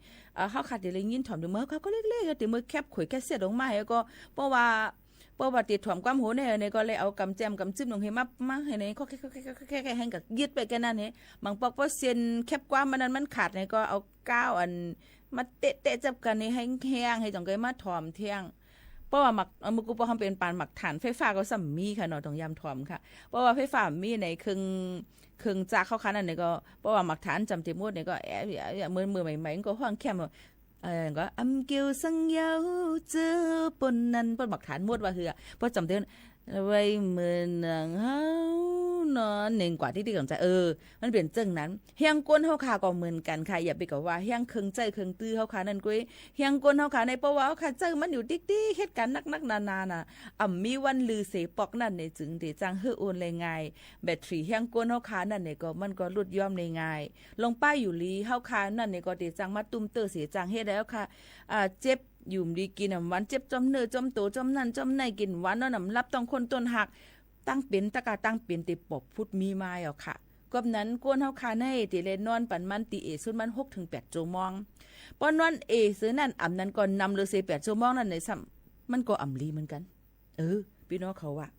ก้วยกำบางปอกมาในเฮาคาก่อนเหล5ในจิมเจในในเฮาคาไรติเลยว่าเหอะเลยนอนรับอิ่มๆเต็มๆเฮ็ดให้ออกเฮาคาเทิงลืมขี้ลืมกวังในนั่นค่ะเนาะมึนคือตื่นลงไว้จำเจอหนังไหนค่ะเนาะพี่น้องเขาค่ะก็นั้นแหละเพราะนอนนำหนาอาลาก็ซ้ำลีหนังเก่าในนั่นค่ะนะก็นั้นแหละนอนให้มันเปียงปอกินน้ำให้มันเปียงปอตอนตาป้ายอยู่หลีเฮาค่ะเฮาได้เลยมีเฮียงต่อสู้กับแทงตั้งนาในนั่นค่ะอย่าลืมว่าป้อกลางในเจ้ามาลูกไม้เอาในกินมือไปสีเขียวนั่นน่ะกินปันน้ำอย่าไปกินน้ำกัดน้ำนั่นน่ะอาลานกินน้ำมันได้เป็นอันลมกัดลมเย็นในห้องเฮานอนเฮาค่ะนั่นค่ะกินกะ1หมอก600นึ่มนั้นก็1ก๊อก600มิลลิลิตรนั้นก็1ก๊อกนี่ค่ะเนาะกินกว่าขนาดมันก็ติย่อก็จ่องกว่าเหตุการณ์ต่างรองต่างอันทุกนาสีเขียวอาบน้ำเจอในกวนวันค่ะนะมันก็ติเฮ็ดให้เนินหนังเฮาค่ะนี่มันลีหิวเลยง่ายย่อก็ตามเหลิงย่อก็ติเฮ็ดให้หนุ่มนุดลีนั่นน่ะพี่น้องเขาเจอไหนค่ะนะจ้ามกินด้วยในนั่นค่ะพี่น้องเขาค่ะในก็มาฝากตอนถึงกันเกี่ยวกับลองป้ายอยู่ลีค่ะนะกำในขึ้นมาตัวแทงย้ำพองแต่เราเป็นข้าวฝนเฮ็บก็ตีเหลืองพี่น้องเขาว่าพอเฮ็บเหลืองในค่ะเนาะก็ตั้งกินเฮ็บมังอันนั่นเดจังเฮ็ดได้เฮ็บมือไล่ตีเมฮองสอนค่ะเมืองไต้ตีเมฮองสอนตั้งเมืองจึงไทยในมีกวนวัน2ก้อกว่าเฮ็บในเถินเอามากินค่ะไว้นั่นเย้าเลยลูกตายกว่า8ตั้ง2ก้อผู้ใหญ่ว่าหน้าป่าแปกดีตั้งหมอกจำแปเจเว้งเมฮองสอนต่อเจตวนเมฮองสอนลาติผู้สื่อข่าวเขาในวันที่3นั่นว่าเมื่อเตะเขามาในข้าวคือข้าวฝนจังไหนในก็เฮ็บกูแซ่นๆก็ติออกมาเยาวแลก้นวันเขาก็อ่อนกันกว่าหาเฮ็บในเถินกำพองเอามาขายกำพองก็เอามากินทั้งกุ้ยต่อเหลียวในมีก้นวานตา2ก็กินยาเฮ็บอันมือแลเลยเสียงอาศักสายเจอกว่าเลยลองตั้งกินเฮ็บมือก็อ่อนตั้งนั่นเป็นใจอายุ38ปีมันใจนั่นกว่าหาเฮ็บในเถินทั้งกุ้ยสีเอามาหุงกินอยู่กำนึงเป็นต้องเจ็บต้องอิ่วเป็นขี้หัก2หนแลอ่อนกันกว่าห้องยาสีสังวานดัง7วันมีห้องสวนตีนั่นยอดยาอำเป้และสืบว่าส่งมาตีห้องยามหาราชสวนดอกตีตั้งเก้งใหม่ถึงมาวันที่27เดือนถึงมาในวันที่27เดือน52เฮงไป26นั้นมันใจก็เลยรู้เซ็งกว่าเที่ยงก็นึงก็เป็นใจอายุ45ปีมันใจก็ตึกกินเฮ็บอันใจทิ้งนึงนั่นกว่าหามานั่นก็กินวันเดียวกันเป็นขี้หัก2หนหนังกันในวันเดียวกันนั่นแหละเลยส่งห้องยาตีดังมีห้องสวนมันใจซ้ำไรรู้เสียงกว่าที่วันตีห้องยามีห้องสอนค่ะวันที่2เดือน6ปนมาผู้ใหญ่วันลาดว่าเฮ็บอันเขากว่าหามากินนั่นอาบแต่เป็นเฮ็บมือเฮ็บละงกเขาเฮ็บละงกเนี่ยเฮ็บขี้ควายเขาจะไหนเหมือนกันตั้งเฮ็บไข่ห่านอันกินไรเขาก็ถามว่ามันกินไรในเซหุงกินไรจังเลยเสียงอาศักใส่ใจกว่าอยู่ที่ห้องการผายป้ายอยู่หลีก้นเมืองเขาก็เลยปืนเผาเฮาฟังสติกันเต้ๆว่าลองกินเฮ็บ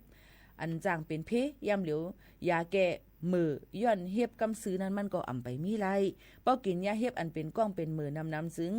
เครื่องตั้งในตัวคิงเฮาจังลู่แล้วกว่าไรค่ะเยอะก็กำนำจังลู่ตายกอบไหนป้อติกินเฮ็บเฮาฟังสติกันไว้นำในนั่นค่ะลองตั้งอันในฝากฟังไว้ปันกูก็เฮ็บจักะเฮ็บนั่นฮู้จักเสมว่าฮู้จักเสมว่าป้อลาลีมังปอกมาใกล้กับย่าเฮ็บมือนั่นค่ะนะเนาะพี่น้องเฮ็บอันมีทัดสันกว้างกำนั้นป้อติกินเฮ็บนั่นเฮาใส่ข้าวสารกว่าจอมใส่ผักหมี่หอผักหมี่เผือกนั่นกว่าจอมเพราะว่าสีข้าวสารสีผักหมี่หอมผักหมี่เผือกข้าวขานั้นมันเปลี่ยนสีนี่ก็อย่าไปกินเฮ็บอันลิบมันอย่าไปเอามาซากินดูเลยเฮ็ดให้มันสุกก่อนจ่องไกมากินค่ะนี่ก็เตเป็นพ่อนหลีดอนแต่เฮาขายเยอะก็เนื่องแว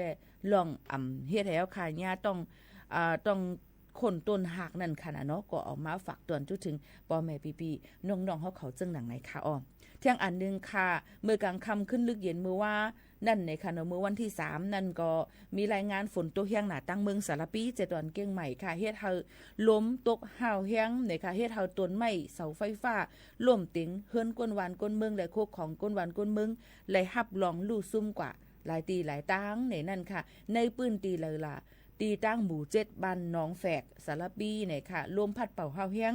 ไม่ล่มก้นเตียงเสอหลังคาเฮือนก้นและรถกาอันกึดไว้อยู่นั่นลู่ซุ่มค่ะกอบนั่นแหละพ่อแม่พี่น้องเขาก็เลยกับสืบกับสารกว่าตั้งเจ้าหน้าที่เขาเสมารูรวมด้วยถึงรองเพอันทบอยู่นั่นในนั่นค่ะพี่น้องเขาค่ะอ่อนตั้งนั่นเนี่ยก็ต้นไม้นั้นล่มเตียงใส่รถกาลำนึงเฮิรน 2-3 หลังเสาไฟฟ้าล่ม 4-5 ต้นค่ะเจ้าหน้าที่เขาก็เลยโฮมมือกันเส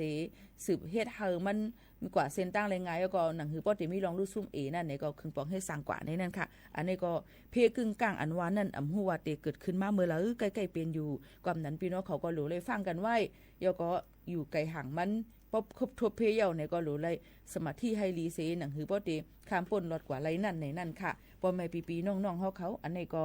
เอามาฝากตวนจุดถึงพ่อแม่ปีๆน้องๆเขาจึงหนังไหนค่ะเนาะกำคณะเมื่อไกลพี่น้องเขาย้อนเพียงความอันไรมากก็ยิ่งหมู่เขาโน้นหามตั้นขึ้นขายอยู่ขึ้นข้อความมันเพิ่นเนี่ยขึ้นเดี๋ยวมาปั่นกำนึงมือไกลค่ะหันอยู่กำนึงค่ะเนาะเจอก้นใจพองค่ะเจอก้นใจในความเผอค่ะอยู่ลำปุ้นค่ะเนี่ยค่ะใจให้ไปเจอนอนขึ้นยาวเฮาเตว่ะเมื่อไกลมีพี่น้องเขาย้อนเพียงความมาเขาให้คอยในฝันพี่น้องดังไม่ห้องสอนย้อนมาให้คอยในฝันไหนนั่นค่ะให้คอยในฝันในค่ะได้เอาปันเพียงความอันเป็นใจเหล่าปึ้งนั่นก็ใจสายเหล่าปึ้งห้องไว้ค่ะนะเนาะเอาอะไรอยู่เนาะเพราะมันเป็นเพียงความหูเร็วกันก็ตีข้าจะหาปันค่ะนะให้คอยในฝันว่าค่าซ้ำค่ะใกล้มุงม่วงให้คอยในฝันค่ะให้เลยหันทบหันตูเตมันกำเหลวให้ในค่ะในตอนตาค่าได้ไปวนค่ะเลยหนังหือมันพอดีเลยหันกันเลยอุบเลยมืดคือกันในคาดินว่าให้ควายในฝันค่ะนะคาดินเดี๋ยวว่าให้ทบตัวเตงกำเหลวค่ะก็กลายเป็นน้องขอเย็นมาให้ควายในฝันค่ะสืบทองค่ะ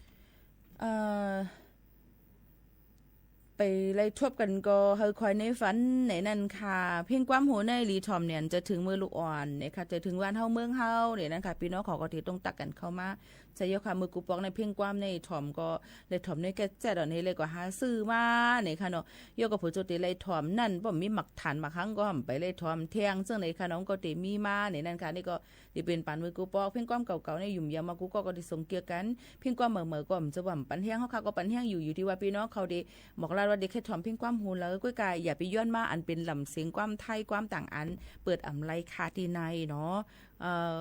มันอำไลเนี่ยนั่นขนาดนะพี่น้องเขาค่ะมันอำไลนั่นนะวะกำได้ในวันเมื่อในนั่นตอนตาก้นจะเจอมีไว้วัดไว้ไทยเนี่ยนั่นค่ะอันยามลงไว้บัตรสวัสดิการแห่งรัฐบัตรคนจนนั่นค่ะเนาะเมื่อเนี่ยจะเจออันเป็นจุบเก่านั่นเปิ้นปันลงเซ็นสายหมายค่ะเปิ้นปันลงเซ็นสายหมายในวันที่4ในต่อถึงวันที่21เหลือนทวน62เฮงปลาย26ในนั่นค่ะพี่น้องเขาลงผ่านตั้งแอปพลิเคชันเป๋าตั้งว่าทางรัฐว่าตั้งหน้าตู้ ATM ธนาคารกรุงไทยว่านี่ค่ะที่เว็บไซต์ว่าจำจังไหนในเปิ้นเตลงมือในเย้าในนั่นค่ะเนาะพี่น้องเขาค่ะเย้าก็เพราะว่าเปิ้นลงกว่าเย้าในค่ะเนาะเพราะเฮาค่ะลงอันนี้เป็นตอนตะคนไทยนะอย่าไปกับคนเข้าล้อกันค่ะนะกอบนั้นเลยลองตั้งซื่อในเพราะว่าลงกว่าเย้าในค่ะเนาะเดี๋ยวเลยมีอาซักเป็นคนสัญชาติไทยเป็นคนไทยอาซัก18ปีขึ้นเนื้อในนั่นค่ะเนาะเป็นสาวเจ้าสร้างเป็นก้นบัวเป็นก้นตกคอกเป็นข้าราชการพนักงานมันจะมีคอมันนำเนี่ยในนั่นค่ะลองตั้งซื่อในเพราะว่ายามลงกว่าเย้าเสและเพราะว่าผ่านในปฏิปันเจ้าตา2เลือนเยาก็ดีปันเจ้าเย้าในค่ะเนาะเพราะว่าผ่านในก็ดีปันเจ้าตา4เลือนในนั่นค่ะตา1เลือนนั่นมื้อติก็ดีเพิ่มปัน1เดือนเป็น 1,000 บาทตา4เลือนในนั่นค่ะอันในตอนตาบัตรสวัสดิการแห่งรัฐในนั่นค่ะเพราะเป็นไทยช่วยไทยพลัด60-40นั่นเนี่ยก็เปิดใจมาเดี๋ยวเมื่อวันที่1เย้าเพราะเป็นผายดัง delivery เนี่ยค่ะที่คนเต้าส่งที่เจอในวันที่15หรือในกว่าตะเหลียวนั่นก็ผายบ่กล้าบ่ขายเขาในหลายตีหลายตั้งหลายเจ้าเปิ้นก็เปิดปันให้เจอเนี่ยค่ะเนาะใจกันเปิ้นก็ได้จ่ายปันเฮานั่นนะคะน่ะ60เฮาจ่าย40ซึ่งคือล่ะในมันก็ได้เป็นเหมือนหนังนึงว่าในเปิ้นปันจ่ายแต่200วัตต์เนี่ยก็เฮาขาดได้เสียเงินอยู่133วัตต์เขาก็ได้หรือให้นั่นเปิ้นได้จ่ายปันเฮาจังไหนค่ะลองตั้งอันนี้ก็มันพอลาเทศในพี่น้องเขาเต็มป่องใจมันก็ได้ป่องใจอยู่ใกล้ๆซึ่งหือก็ลีถ่อมไว้นั่นขนาดเนาะก็กะเป็นปุ่นพรเดียวค่ะเลยเอาข่าวมาบอกลาถึงแนวค่ะพี่น้องเขาค่ะเยอะก็โกเจ้าหน้าที่เฮ็ดลองการต่อส่งลองยาเมากำก็มีมาเจ้าหน้าที่ตำรวจผู้ท้อนภาคาเนี่ยค่ะไล่ตี้ยอบเอาก้นอันก้ายาเมากำลูกตีสันตั้งแม่แตงมาดังสันทรายเนี่ยค่ะเข้ามาดังเส้นตั้งนิมันเหมินเนี่ยค่ะดังเกียงใหม่นั่นสิเนี่ยค่ะตี้ยอบไล่ของกลางยามา16ถุงเปิดลงเนี่ยค่ะตีมีอยู่หมอก 1.5 ล้านเม็ดเนี่ยค่ะก้นหอกามานั่นเนี่ยเป็นก้นต่างจึงเมืองอำหัวเส้นตั้งตีเลยกว่าตั้งเลยในนั่นค่ะเมื่อกลางขึ้นลึกวันที่1เดือน6 2เฮงไป26ป่นมาเจ้าหน้าที่เขานั่นเนี่ยก็ไล่ฮู้ว่าเนี่ยค่ะมีการต่อส่งมาเนี่ยค่ะมาปลายไว้อยู่ที่ตั้งเส้นตั้งนิมันเหมินซอย3ตั้งสุเทพเมืองเจดอนเก้งใหม่ตียอบไล่ยามาทั้งหมดมี16ถุงเปิ้ลลงเนี่ยค่ะไว้ในรถกาเนี่ยนั่นค่ะทั้งหมดก็เต็มอยู่1,544,000 เฮงเม็ดในนั่นค่ะสืบมานั่นเป็นกลาดว่าต่อมาที่ตั้งแม่แตงสันทรายเข้ามาในปืนตีในนั่นค่ะโยก็เลยมาถูกเจ้าหน้าที่ปืนตียอบไล่ในนั่นค่ะโยก็ลองตั้งเสื้อในปลายอำรอดไล่ในค่ะเนาะก้นอันเจอได้ในค่ะเนาะเพิ่นก็เข้าใจในนั่นค่ะเนาะหาให้มาตียอบไล่เทียงในนั่นค่ะพี่น้องเขาค่ะก็ตียอบไล่นายนพดลในนั่นค่ะอันนี้ก็ตียอบไล่สีเจ้าหน้าที่เปิ้นก็ได้เฮ็ดจำหนังปักเปิงหมายมีอันเปิ้นมีไว้นั่นนะคะเฮ็ดผิดปักเปิงหมายมีจึงหนังในค่ะนี่ก็เปิ้นก็ตียอบไล่ในนั่นค่ะพี่น้องเขามาฝากตอนจุดถึงพี่น้องเขาจึงหนังไหนค่ะเนาะค่ะมาโดยลองการก้าการขายลองตั้งกินตั้งย่ำกันหลายอันเย้าเนี่ยค่ะในวันเมื่อในนั่นเนี่ยค่ะเนาะการนำมันเคิงลดการนำมันจากก็ขึ้นมาเที่ยงกูอันเย้าในนั่นค่ะเฮียหังเลยว่านั่นล่ะเนี่ยค่ะลองบนวางลองจังเฮ็ดจังคือมันเป็นลองการกินการเจอหลูกว่าหลูไปเฮาขายเย้าเนี่ยค่ะกาเลยอยู่กว่าจำจึงนั่นเนี่ยค่ะเนาะตีเลยด้วยว่าตั้ง7วันเก้งใหม่กลางในฮาวมองมื้อในมานั่นกาขันน้ำมันดีเซลในนั่นค่ะเตเป็นอยู่ 42.20 วัตต์ต่อ1ลิตรต่อ1ลิตรค่ะ มันขึ้นมาแทง 0.80 เนี่ยค่ะเนาะการดีเซลเนี่ยนะคะเหลือเส้นนั่นขึ้นมาแทง1ลิตรใน 0.40 เนี่ยนั่นค่ะดีเซลตาเหลวได้ตั้งเซรอนเก้งใหม่ก่อนค่ะนะ1ลิตรในจะเป็น 42.20 ค่ะ E85 จะเป็น 34.94 E20 จะเป็นอยู่39วัตต์ต่อ1ลิตรค่ะแล้วก็แก๊สโซฮอล์95จะเป็น1ลิตร44วัตต์แก๊สโซฮอล์91จะเป็นอยู่ 43.43 ค่ะ63 ค่ะอันนี้เพราะว่าอยู่ไกลห่างที่ในเทียงมันก็จะเพิ่มเติมแรงการขนส่งการต่อส่งมันเทียงจังนั้นค่ะนะพี่น้องเขาค่ะลองตั้งอันในคาลาดเกี่ยวกับลองตั้ง7วันเก้งใหม่ก้อยก่อนในนั่นค่ะนะนั่นแล้วค่ะหัวเตเฮ็ดจังหือลองอยู่สร้างกินเซาย่ำพ่องตะเหลวในหากินเลี้ยงต้องก็หยาบแน่นกว่ามากก็หยาบในนั่นค่ะเนาะพี่น้องเขาค่ะเยี่ยวก็เตเลยว่าใครปั่นฟังพ่อแม่พี่น้องเขาจะเจออันเป็นแห่งการยันเมืองจะเจออันเป็นก้นหากินแลเฮ็ดออกหน้าออกตาเกี่ยวกับรวยรองเฮ็ดการหากินลอยลองเฮ็ดการหิมนาการก้นไทยเขานั่นในนั่นค่ะพี่น้องเขาก็นั่นแหละหน้าการหลายอันที่เฮาเฮ็ดอำไรเหมือนหนังหน้าการเสริมสวยการแก้คนหูเมหางเคิงจะในเหตุการณ์อำไรเฮ็ดไรนะคะเนาะพี่น้องเขาค่ะเยี่ยวก็หน้าการเปิดร้านพอเป็นวัดไว้แห่งการจึงเช่นมันเต็มมีค่ะเนาะเยี่ยวก็เปิ้นก็ตียอบไรในนั่นค่ะเมื่อหลายวันปนมาหมอก1วงในขายอยู่เจ้าหน้าที่ตรวจคนเขาเมืองดังเจ้าหน้าที่ปริกดจัดคนเขาเมืองดังลำปุนเขากว่าตียอบไรในนั่นค่ะนายนาขายตีลิ้นในนั่นค่ะเป็นก้นเจอเคอดังเมืองโฮมตุมเมียนมานี่ค่ะเฮ็ดผิดปักปึงเฮ็ดผิดปักปึงเหตุการณ์27การอันที่เปิดอำปันก้นเหตุการณ์ย่านเมืองนั้นเฮ็ดในนั่นค่ะพี่น้องเขาค่ะนางพันธิลาแก้วบุญเรืองค่ะจะถาการงานลำปูนเขานั่นในค่ะเนาะพี่น้องเขามอบหมายปันในค่ะหลายๆฝ่ายเลยเจ้าหน้าที่เขาหลายๆฝ่ายในค่ะลงปืนตีกับกดแจดกดทัดด้วยตีบ้านห้อง7วันลำพูนค่ะโยก็ลาดว่ามีก้นนายนาขายตีลิ้นเป็นก้นแห่งการย่านเมืองในนั่นค่ะพี่น้องเขาก็ไล่กว่าตียอบไรในนั่นค่ะเหตุการณ์โดยข้อหาว่าเหตุการณ์นอกเหนือสิมีสุนตีอันไรเหตุนั่นในนั่นค่ะผิดปักเปิงหมายมีไม่ตามเงินจำหนังมาตรา8มีตัวตามตั้งผิดมาตรา101ตีไรมีตัวตามตั้งผิด5เหงต่อถึง 50,000 บาทในนั่นค่ะเพราะว่าจ่ายกาไม่ตามไม่เย่าเนี่ยค่ะตีไรส่งตัวออกมือขึ้นมึงมันไว้ในนั่นค่ะเฮ็ดจำหนังปักเปิงหมายมีปี2-5ปากไป60ในนั่นค่ะย่อก็เป็นก้นแห่งการยันเมืองตีเลยมาอยู่ขว้างเป็นการโจข้าวมาเหตุการณ์เลยลองตั้งอำเลยขว้างเต็มเจ้าในก็ติพิษแทงนะคะไม่ตามเงิน 10,000 ถึง 100,000 บาทนะคะซึ่งหนังไหนค่ะเนาะบ่เฮ็ดพิษแทงก็ติไม่ตามพิษแทงลองตั้งเจ้าในก็ติเลยว่าเปิ้นอำปันเฮ็ดในนั่นค่ะมันก็ติเลยหันว่าขายตีลิ้นเป็นนายนาขายตีลิ้นซึ่งหนังไหนค่ะเนาะพี่น้องเขาค่ะอันนี้ก็เปิ้นก็ตียอบกว่าเย้าในนั่นค่ะนะพ่อแม่พี่ๆน้องๆเขาละตั้งลำปูนยก็ขยันฝักฟังไว้ปั่นว่าพี่น้องเขาเมกาปอก้าออนไลน์เขาก็นั่นเหตุการณ์เสริมสวยเหตุการณ์เฮ็ดกับเน็บตีนเน็บมือเหตุการณ์อีสังเทียงล่ะหลายๆอันดูฟังกันไว้นาการอันตีเปิ้นอำปันเฮ็ดได้เฮาคักว่าเฮ็ดนั่นมันผิดปักเปิงหมายมีและเจ้าหน้าที่เปิ้นลงกดจัดกดทัดเฮาเฮียงนั่นย่ำพ่องตะเหลวฝากฟังไว้ปั่นกูก้นจอมค่ะนะพี่น้องเขาค่ะลองตั้งจะในหู้อยู่ว่าเฮาขาหลูเลยหากินเลี้ยงต้องเฮาขาหลูเลยหาการหางานก้วยกะหมังลองมาอันมาในมันผิดปักเปิงหมายมีเปิ้นเอาเลยลองตั้งว่าปักเปิงหมายมีนั่นขนาดเนาะเปิ้นอำได้ลาดว่าสู่หยับคันจะสู่หลูเฮ็ดหากินเรื่องต้องเปิ้นเลยว่าจังนั้นนี่ค่ะก้อยกะพอเปิ้นเอานั่นตั้งผิดนั่นเปิ้นได้เอาเลยหลักฐานโยก็ลองเฮ็ดผิดปักเปิงหมายมีตั้งเสดอนเก่งหายหลายๆตีเจ้าในก็ตียอบกว่าตั้งนำตั้งหลายเอาเปิดเสียงห้างก้อยเต็มเจ้าหนังในค่ะเนาะก็ย้อนฝากไว้ปั่นจอมในนั่นค่ะก็นั้นเลยพี่น้องเขาฟังอยู่ฟังกินกันในนั่นค่ะเนาะโยก็เฮ็ดจังหือก็ยาวค่ะมันพี่ลองตอนตาติกับสืบพากันอะไรอยู่บ่เปิ้นฮู้จักเฮานั้นก็บ่เปิ้นค่าใครละซื่อๆว่าเฮาหลูมอเฮ็ดมอหานั่นมันติง่ายหรือสิเปิ้นพี่น้องเขาอันนี้ย้อนฝากให้ปั่นพี่น้องเขาจ้อมในนั่นค่ะเนาะเพราะว่าเป็นมาจังไหนในข้าเขาเจออำลีย้อนเบิ่งหังล่ะเฮานั่งเข้าใต้หนังกันเฮียงเลยอำมาลาดในกันในนั่นค่ะเนาะก็ย้อนฝากไว้ปั่นกูก็ย่อก็แทงลองนึงเอาไว้ ลองเงินค้ำเงินตัวเฮาขายอย่าไปต่างเนอ Facebook อย่าไปต่างเนอสื่อออนไลน์อย่าไปลัดในเปิ้นตั้งหมดตั้งเสียงในนั้นค่ะเปิ้นจอมเฮาขาเนี่ยค่ะเนาะว่าก้นก็ในเหตุการณ์อีสังมันมีขึ้นนำกันได้ก็บ่มันกะกันนั้นก็คือมันมีประโยชน์ในเปิ้นที่สืบจ้อมกันหากันกว่าติ๊กๆแต่แล้วในเฮ็ดผิดในมันไปลวดไหลในค่ะเปิ้นที่ยอบมาไหลตอนหนังใจสู้อันขายแหมนั่งยิง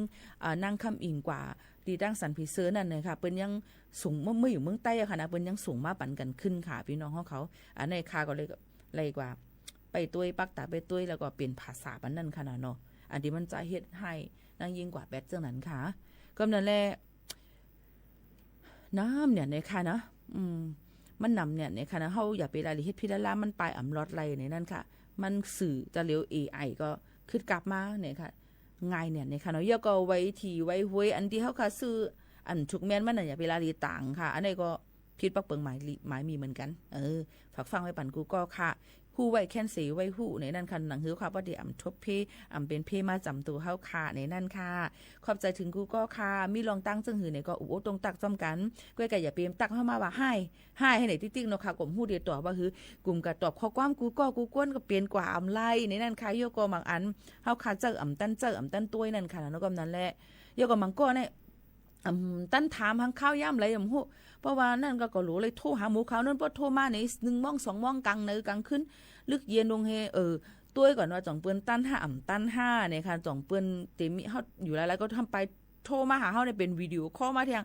มันก็ไปถูกแม่นี่นั่นค่ะรู้เลยฮู้ศูนย์ใดศูนย์เปลี่ยนกันเฮาอย่าไปป่นเปลี่ยนศูนย์เปิ้นนั่นค่ะแล้วก็นั่นแหละค่ะมีลองจังไหนค่ะย้อนอุบไปหนังไรโทรหาจ่องไรให้ไหนป้อมีคนตอบจังไกตักหาอันนี้มังก็เนี่ยฮู้ว่าเฮ้ยรัดอีสังมาก็ฮู้มังก็ค่ะก็กูวันในค่ะว่าขยหวังค่ะพี่น้องเขามังกรในตักมาอย่างหัวลาดปันคืออย่างกับหัวก็จะเลยครับถ่อมเขาเนาะเวลาถ่อมในลายมังลองมาป่อมบองก็ค่ะก็ตอบค่ะนะยันเบอร์สังวันผู้ดีกว่าที่มานะพี่น้องเขามีหลายเมี่ยวเนี่ยในค่ะเนาะเนี่ยค่ะก็นั้นในพี่น้องเขาแค่ดอกป่องเจอปันอย่านำเสกัมในนั่นค่ะเนาะดีลาโตหังใครละทั้งอุบโอจำกัดลายเนี่ยค่ะต้องตักมาจำกัดลายเอกาพวกคัดตั้งขัดมาต่อปันเนี่ยค่ะเพื่อการบางลองบางอันมันจะลองเจตั้งเหมาลัดคือหักเปียงเนี่ยได้ก็ขาก่อมจางต่อปันเนี่ยค่ะเนาะฮัดป่นเปลี่ยนศูนย์เป็นกันเนี่ยนั่นค่ะนะแค่ดอกป่องเจอปันอย่านำเสกัมค่ะเมื่อในเขายิ่งโมขานนติย้อนผัดยานปอมไม่ปีน้องๆเขาเมื่อกว่าก่อนส่งขึ้นมาพบมาทุบจำกันแทงเพียงความอันย้อนกันเขามาคัดจะเปิดปันอยู่ความจะถึงกูก็ค่ะนายก็อย่าลืมติดตามป้อมในติดตามตั้งในก็เข้ากว่าด้วยที่แฟนเพจ Facebook สวทเก้งใหม่ AM 147กีแล้วฮัสกอร์ไลท์เต็มมีอยู่7เจ้าคือจอมกันในนั้นค่ะดอนดาวันเมื่อในเขาหมู่ขาวนนผัดยันเมื่อก่อนจังขึ้นทบกันค่ะมาซึ้งค่ะ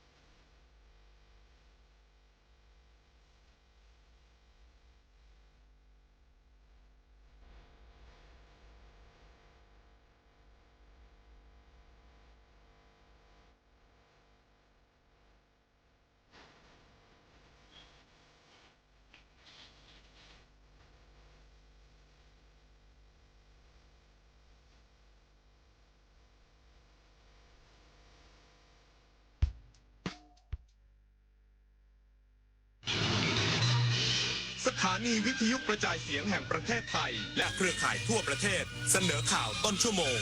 รู้เร็วรู้จริงเกาะติดทุกสถานการณ์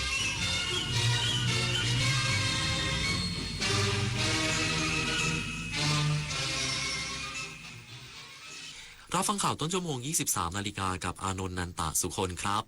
รองนายกรัฐมนตรีและรัฐมนตรีว่าการกระทรวงการต่างประเทศหารือคณะที่ปรึกษาด้านกฎหมายของไทยรองรับกระบวนการประนอมภาคบังคับภายใต้อนุสัญญาสหประชาชาติว่าด้วยกฎหมายทะเลคริสตศักราช 1982 อีกสักครู่กับมาติดตามรายละเอียดครับ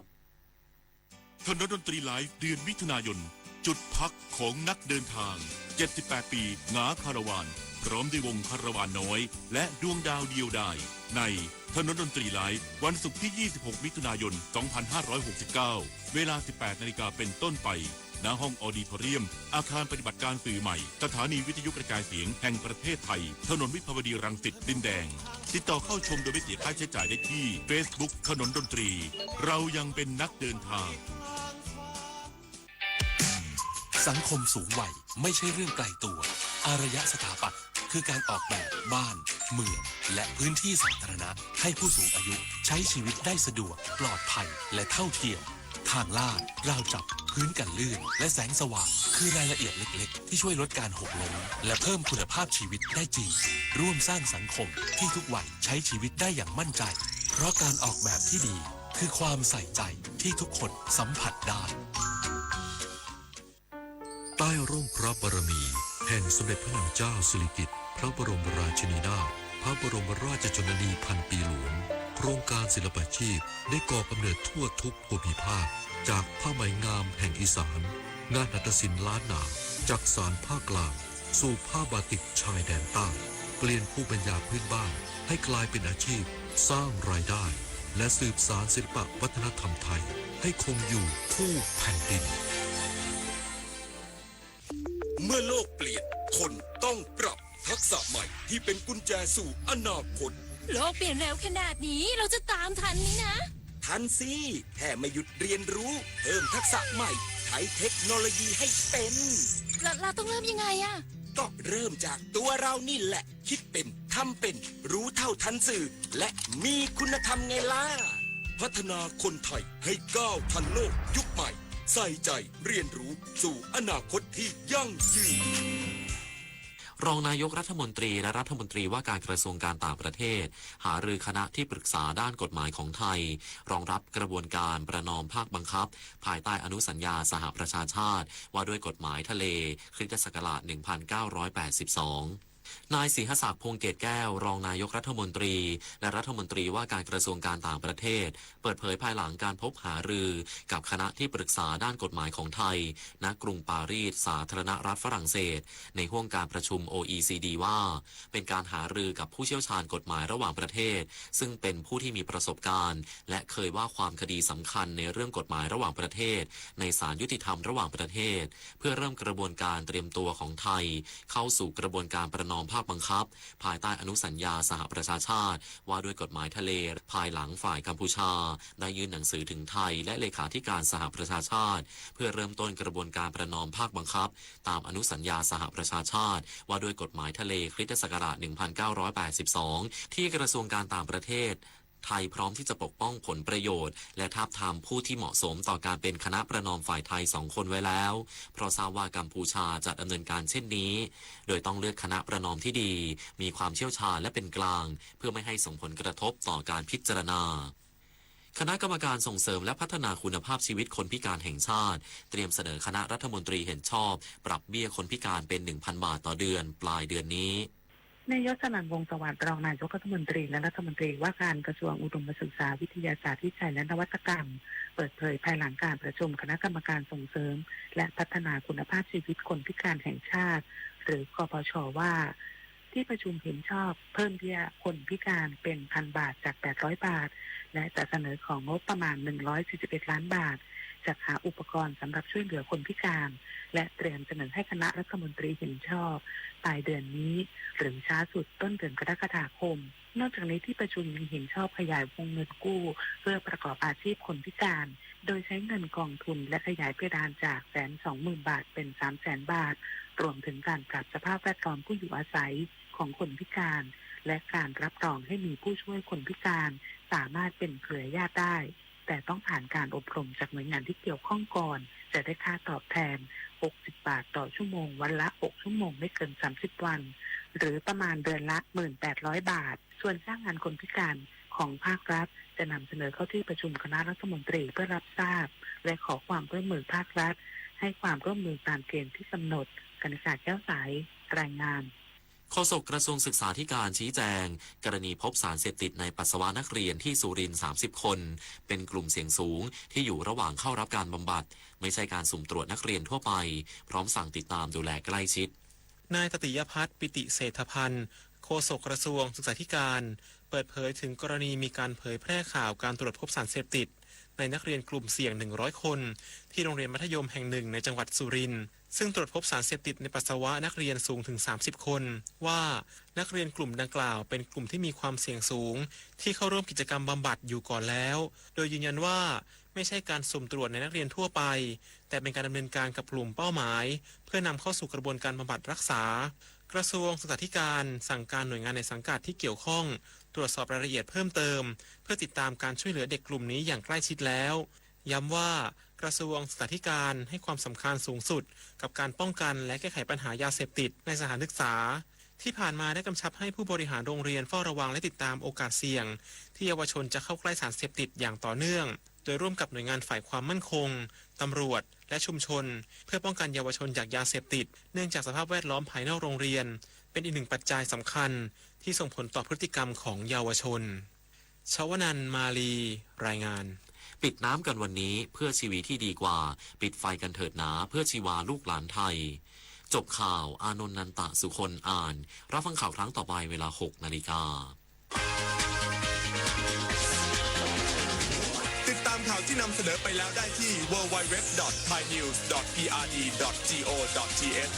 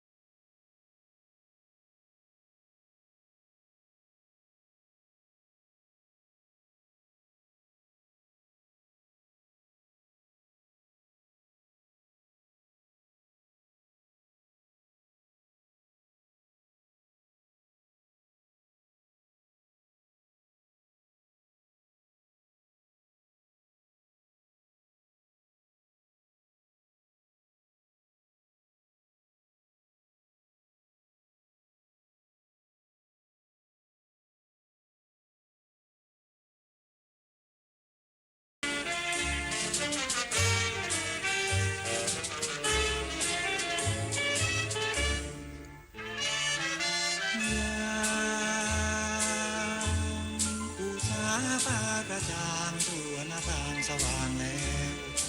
ตื่นนิตราเพียรเถิดน้องแก้วสว่างแล้วนะแก้วตาแก้วจำเรียงเสียงกระซิบสั่งดังสัญญากราบทิพย์จำรักว่าอุตสาสวาดทองอยากคงใจมอบหรือไทยไปร่วมกันยามน้องหนาวตาที่ศพสวงพักอกให้รักจนอุ่นพลันต่างสุขสันต์ขวัญตาเจ้าอย่าลืมสัมพันธ์ปองรักพันจนวันตายใจผูกพันรักกันจนกว่าดินและฟ้าจะทลายทุกชาติมีมนต์ดลรักษาหลักใจรวมสายใยสวัสดิ์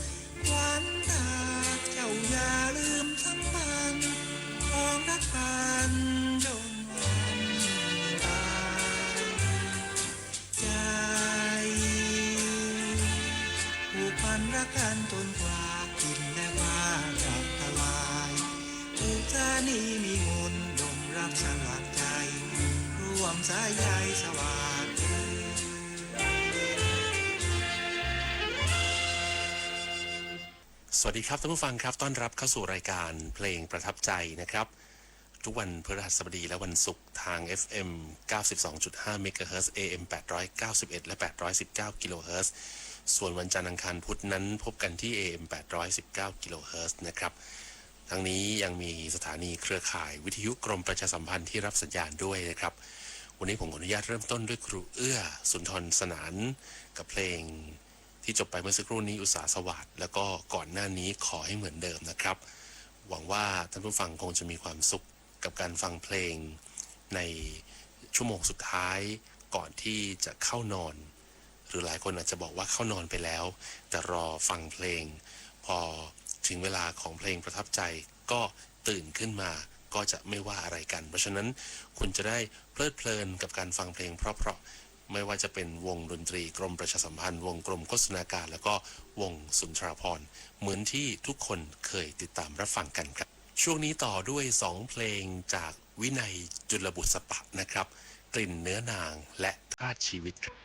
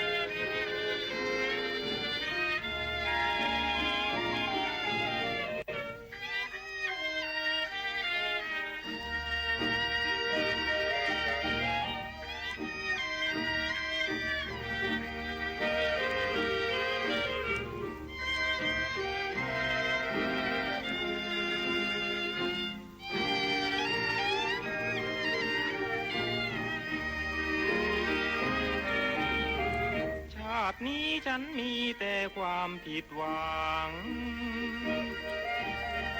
บาปครอบกระดังผิดหวังบ่อยๆฉันนี้เปรียบเหมือนลมลอยฉันเฝ้าคอยแต่ต้องปล่อยตามกรรมเวรอยากแค้นยอมทนไปจนจะตายชีวิตเป็นนายมุ่งหมายอยากเด่นฉันพบชีวิตลำเค็นต้องยอมอยากเห็นชีวิตมันเป็นนายเราเกิดแล้วตายไปมนุษย์ได้เกิดมาเพื่อใช้กรรมเก่าอยากแค้นทนเอาเพื่อทุกข์บรรเทาใช้บาปของเราเสมอไปเกิดแล้วต้องทนดิ้นรนไม่ไหวกว่าฉันจะตายไม่รู้เมื่อไรคิดแล้วไม่นึกเสียใจจะเป็นชาไหนเหมือนกันไปทุกคน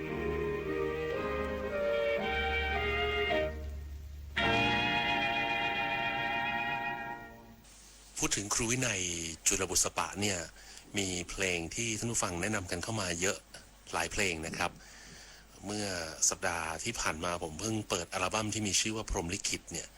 มีเพลงเริ่มต้นด้วยพรหมลิขิตบางคนชอบจนถึงขนาดว่าอยากฟังวินัยทั้งรายการนะครับเดี๋ยวนี้บอกว่ามี MP3 แล้ว MP3 เนี่ยเขาก็ไม่ได้ใช้กันแล้วนะเดี๋ยวนี้นะเขาก็เปิดจากตัว Spotify หรืออาจจะเป็นไฟล์เสียงใน YouTube ในอะไรแบบนี้นะครับแต่ว่าถ้าเป็นคุณลุงคุณป้าคุณพ่อคุณแม่ในปัจจุบันก็ยังคงใช้เทคโนโลยีอันเก่าอยู่นะครับแต่ว่าบอกว่าฟังบางทีฟังเพลงจากระบบเหล่านี้ฟังได้ทั้งวันแต่ก็ไม่ได้เหมือนกับการฟังเพลงจากทางวิทยุมันมีเสน่ห์ดีนะครับก็ครูวินัยเนี่ยถึงแม้ท่านจะมีเพลงเยอะๆเป็นพันๆเพลงนะฮะไม่ว่าจะร้องเดี่ยวร้องคู่แต่ผมเองอาจจะตามไม่ทัน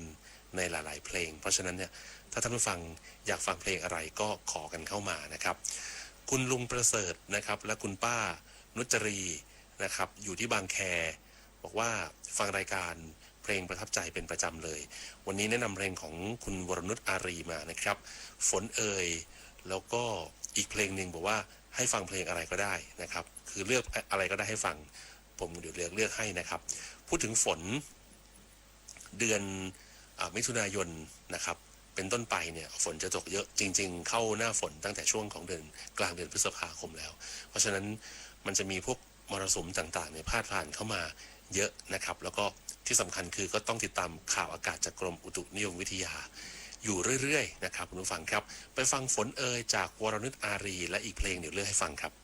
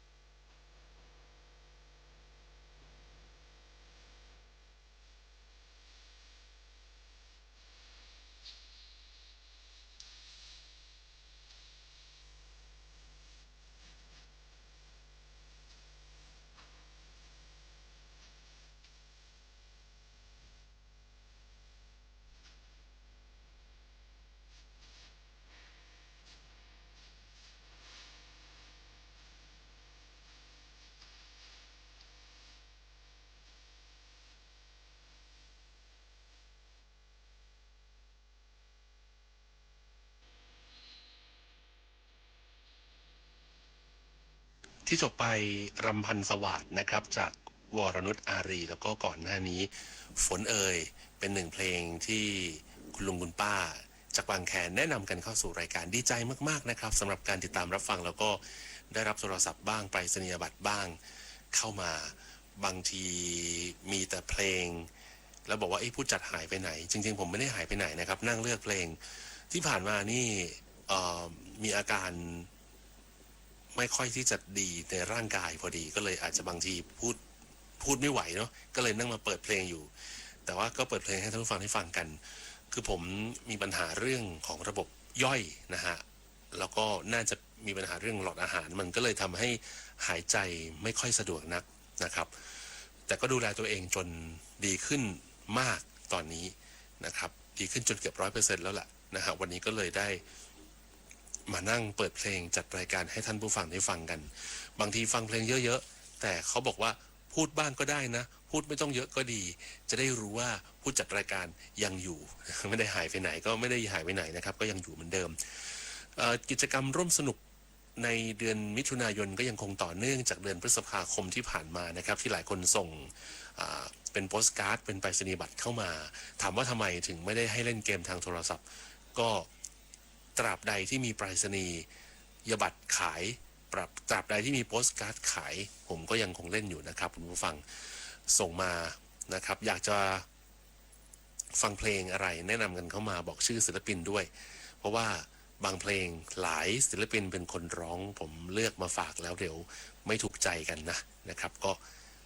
บอกชื่อของศิลปินมาแล้วกันว่าอยากฟังเพลงเนี้ยที่เป็นใครร้องนะครับส่งมาที่รายการเพลงประทับใจสัปดาห์เดือนนี้ไม่มีคำถามอะไรนะครับหลังจากเดือนที่แล้วผมถามไปแล้วว่าวันที่31พฤษภาคมมีเป็นวันสำคัญอะไรนะครับก็เฉลยก็คือวันวิสาขบูชาและวันงดสูบบุหรี่โลกจะตอบมาวันเดียวหรือ2วันก็ได้มีคนตอบคำถามมาเดี๋ยวผมจะส่งของที่ระลึกกลับไปให้นะครับแต่ว่าเดือนมิถุนายนนี้ไม่มีคำถามอะไรเพียงแต่ว่าให้เขียนชื่อเพลงและศิลปินมานะครับก็เดี๋ยวจะเปิดให้ฟังกันแล้วกันนะครับส่งมาที่รายการเพลงประทับใจสถานีวิทยุกระจายเสียงแห่งประเทศไทยเลขที่236ถนนวิภาวดีรังสิตแขวงและเขตดินแดงนะฮะแขวงดินแดงเขตดินแดงกรุงเทพ10400ไปฟังเพลงคู่บ้างนะครับชวลีช่วงวิทย์ร้องคู่กับเลิศประสมทรัพย์ครับ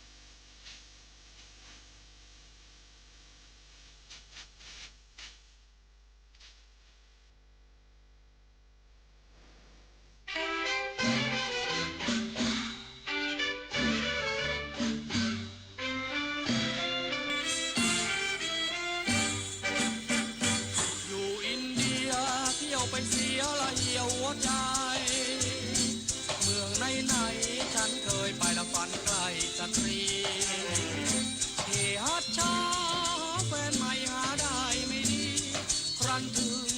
ไทยนี่ดีนั้นสิหามีไม่มาโอ้เมืองไทยอยู่ตรงไหนแล้วมันใกล้วิมานตาหวานหวานเหมือนจะหวานฉันอ่านอุราเฮฮัลเลหลงเสน่ห์หลงเล่มายาฉันฝันไปว่าอยู่3 วันเลยมาพันราอกแขกหนุ่มมันร้อนมันรุมรนไฟมันหลงอะไรอะไรทักใจชวนใครละแม้ใจควรคราฉันรักเมืองไทยหลงรักสาวไทยไม่กล้ากะโหกใครอกว่างว่างโปรดรักบังนะบังไหว้วาโอ้แฟนไทยคนไหนแล้วจะใครรักเราจะรักเขาแล้วเลยเอาสาวเจ้าแต่งงานสลามมานาขอบูชาพี่ปาตาตานสิงถึงสวงสานดาลือดีสักทีเถิดนา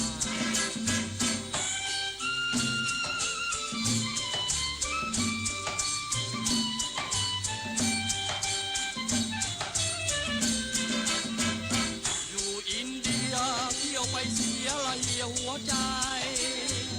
เมืองไหนๆและฉันเคยไปละฝันไกลสตรีฮัชชาหาแฟนใหม่หาได้ไม่ดีครั้นถึงไทยนี่ดีนั้นสิหามีไม่มาโอ้เมืองไทยแม้อยู่ตรงไหนแล้วก็มันใกล้วิมานตาหวานเหมือนจะหวานฉันอ่านรา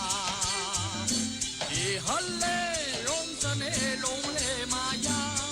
ฉันฝันไปว่าอยู่3 วันเลยมาพันราอกแขกหนุ่มมันร้อนมันรุมรนไฟมันหลงอะไรอะไรแม้ใจควรกระหัวใจควรพา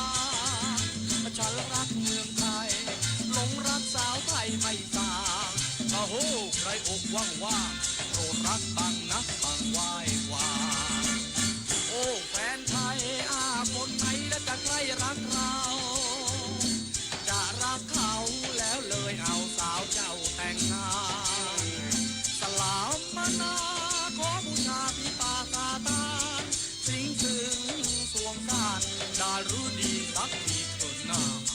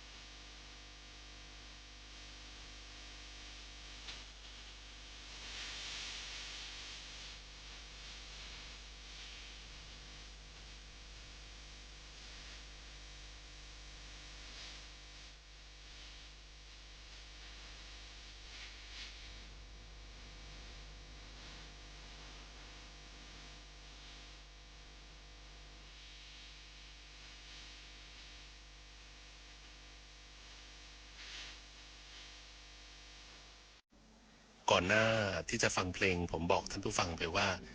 เลิศประสมทรัพย์แล้วก็ชาวลีช่วงวิทย์นะครับไม่ใช่นะครับศรีสุดารัชตะวันขออภัยเดี๋ยวบอกชื่อศิลปินผิดเดี๋ยวผู้ใหญ่ดุนะฮะผู้ใหญ่ท่านดูเอาขออภัยนะครับนอกจากเพลงคู่แล้ว2เพลงเมื่อสักครู่นี้ให้ฟังแขกครวญด้วยนะครับแขกครวญเนี่ยเมื่อสัก 4-5 วันก่อนมั้งถ้าจำไม่ผิดนะผมไปเดินแถวอตกกับทีมงานของสปท.นี่แหละนะครับคุณผู้ฟังแล้วก็เจอร้านผลไม้ร้านหนึ่งแล้วกันเนาะนะครับขายผลไม้อยู่นะครับบอกว่าอยากฟังแขกครวญก็เปิดให้ฟังวันนี้แล้วนะครับจริงๆวันนั้นเนี่ยพอกลับมาผมก็เปิดแขกครวญเลยแต่ว่าเป็นแขกครวญเป็นเวอร์ชันของคุณป๊อปเจษฎานะครับวันนี้มาฟังต้นฉบับของครูเลิศผสมศัพท์เนี่ยนะฮะก็ได้ฟังไปเป็นที่เรียบร้อยมีคนถามถึงคอนเสิร์ตด้วยนะครับคอนเสิร์ตเพลง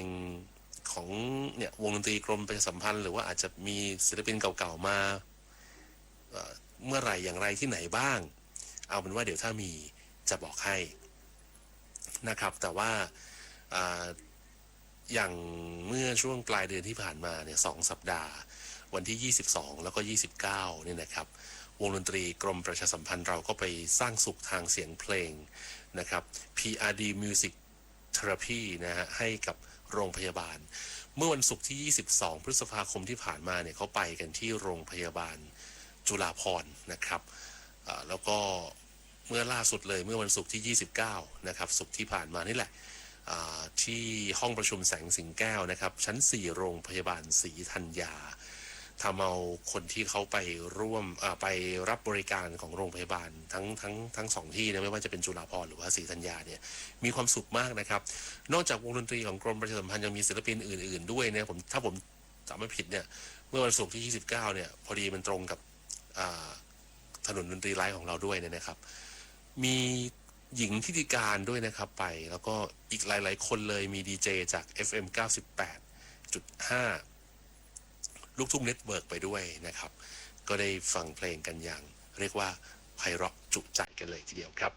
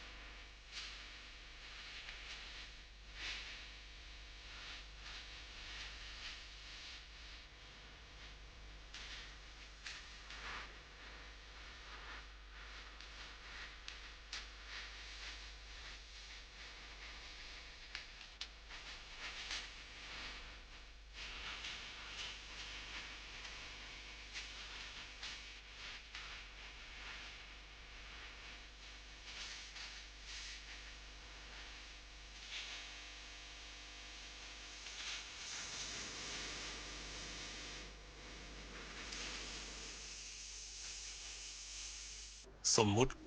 ว่าเขารักเสียงของคุณชมชัยรุนฉานะครับ หรือว่าที่ผมเรียกว่าคุณแม่นิดนะครับหลายคนก็เรียกอย่างนี้ท่านก็เคยเป็นอดีตนักดนตรีนักร้องแล้วก็เป็นผู้อำนวยการศูนย์บริหารการดนตรีด้วยนะครับแต่ถึงแม้ว่าจะเกษียณอายุราชการไปแล้วก็ยังคงมาเป็นที่ปรึกษาแล้วก็เวลาเราเชิญมาร้องเพลงเนี่ยมาตลอดไม่เคยปฏิเสธเลยก่อนหน้านี้เลือกเพลงของครูรวงทองลั่นทมให้ฟัง2เพลงหวังว่าคงถูกใจครับวันนี้เวลาหมดเวลาจริงๆนะฮะเราจะกลับมาพบกันทุกวันจันทร์ถึงศุกร์เลยนะครับช่วงเวลาสบายๆกับเพลงประทับใจหลังข่าว5 ทุ่มนะครับข่าวต้นชั่วโมง5 ทุ่มก็ประมาณสัก6 หรือ 7 นาทีนี่แหละหลังจากนั้นเราก็กลับมาแล้วก็เราจะอยู่กันไปถึงเที่ยงคืนนะครับเป็นรายการสุดท้ายเลยจะอยู่เลยเที่ยงคืนก็ไม่ได้นะครับเดี๋ยวสถานีจะปิดเอามาย้ำอีกทีนึงสำหรับการเขียนเป็นโปสการ์ดไปรษณียบัตรมาอยากฟังเพลงอะไรล่ะเป็นศิลปินอะไรร้องบอกมาของที่ระลึกก็จะส่งกลับไปให้คุณผู้ฟังถึงบ้านด้วยเช่นเดียวกันนะครับส่งมาที่รายการเพลงประทับใจสถานีวิทยุกระจายเสียงแห่งประเทศไทยเลขที่236ถนนวิภาวดีรังสิตแขวงดินแดงเขตดินแดงกรุงเทพ10400ครับทิ้งท้ายด้วยเพลงจากตลับทองสุนทราภรณ์นะนำไม่ใช่ตลับทองสิดาวรุ่งนะถ้าเป็นตลับทองนี่น่าจะเป็นเพลงที่ผมมีนะเป็นเพลงเทศกาลเยอะปีใหม่สงกรานต์ลอยกระทงโหเยอะไปหมดเลยอันนี้เอาดาวรุ่งสุนทราภรณ์นะครับดาวรุ่งสมัยนั้นนี่น่าจะปีสัก 2,500 ต้นๆนะคุณผู้ฟังอันนี้ที่ไปดูประวัติมานะครับตอนนี้คงไม่ได้ดาวรุ่งแล้วนะฮะ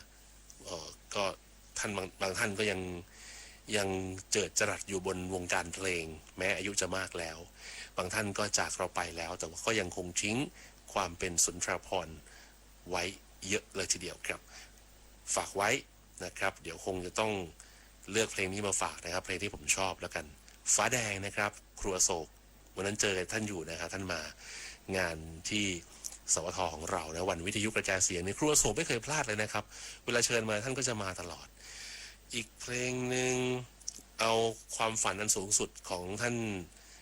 ยันยงเสรานนท์แล้วกันนะครับมาทิ้งท้าย2เพลงแล้วเจอกันใหม่นะครับกับเพลงประทับใจสวัสดีครับ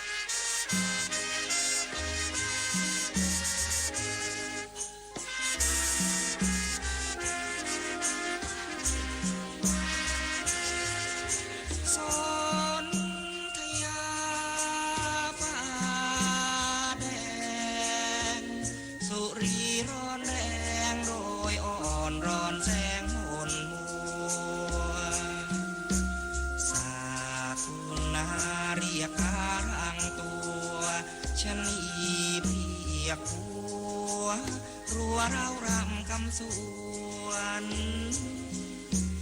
โอ้ชีวิตจิตใจมันหนาวเย็นเป็นไข้พิราครวนสิ้นตะวันสวงสันจะบันกันจวนเห็นลางพลบพลางร่างลวนให้โวทวนสวนสาวสิ้นแสงสิ้นสีสโลกแดงแฝงแดนใจเรา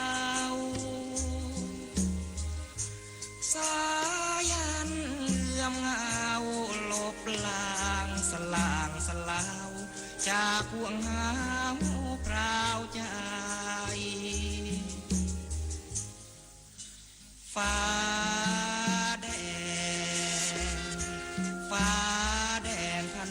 แปลี่ยนแปลงแคลงไปตราบอาสันฉันยังฝันไปจูบแดนฟ้าอะไรฟังรอยรักใครฝากเธอ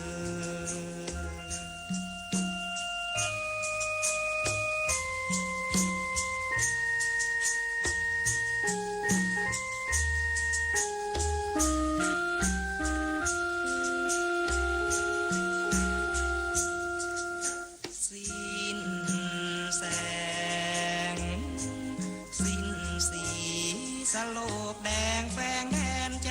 เราสายันเลื่อมเงาลบลางสลางสลาวจากห่วงหาพราวใจฟ้าแดงฟ้าแดงพันแปรเปลี่ยนแปลงแปลงไปตราบอาสันฉันยังฝันไฟจูบแดนฟ้าอะไรฟังรอยรักใครปากเธอ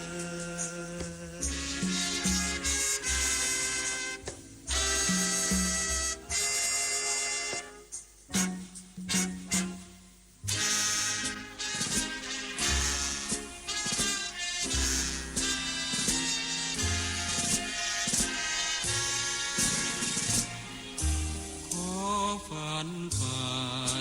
ในฝันอันเหลือเชื่อ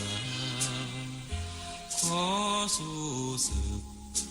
ทุกเมื่อไม่หวั่นไหวขอทนทุก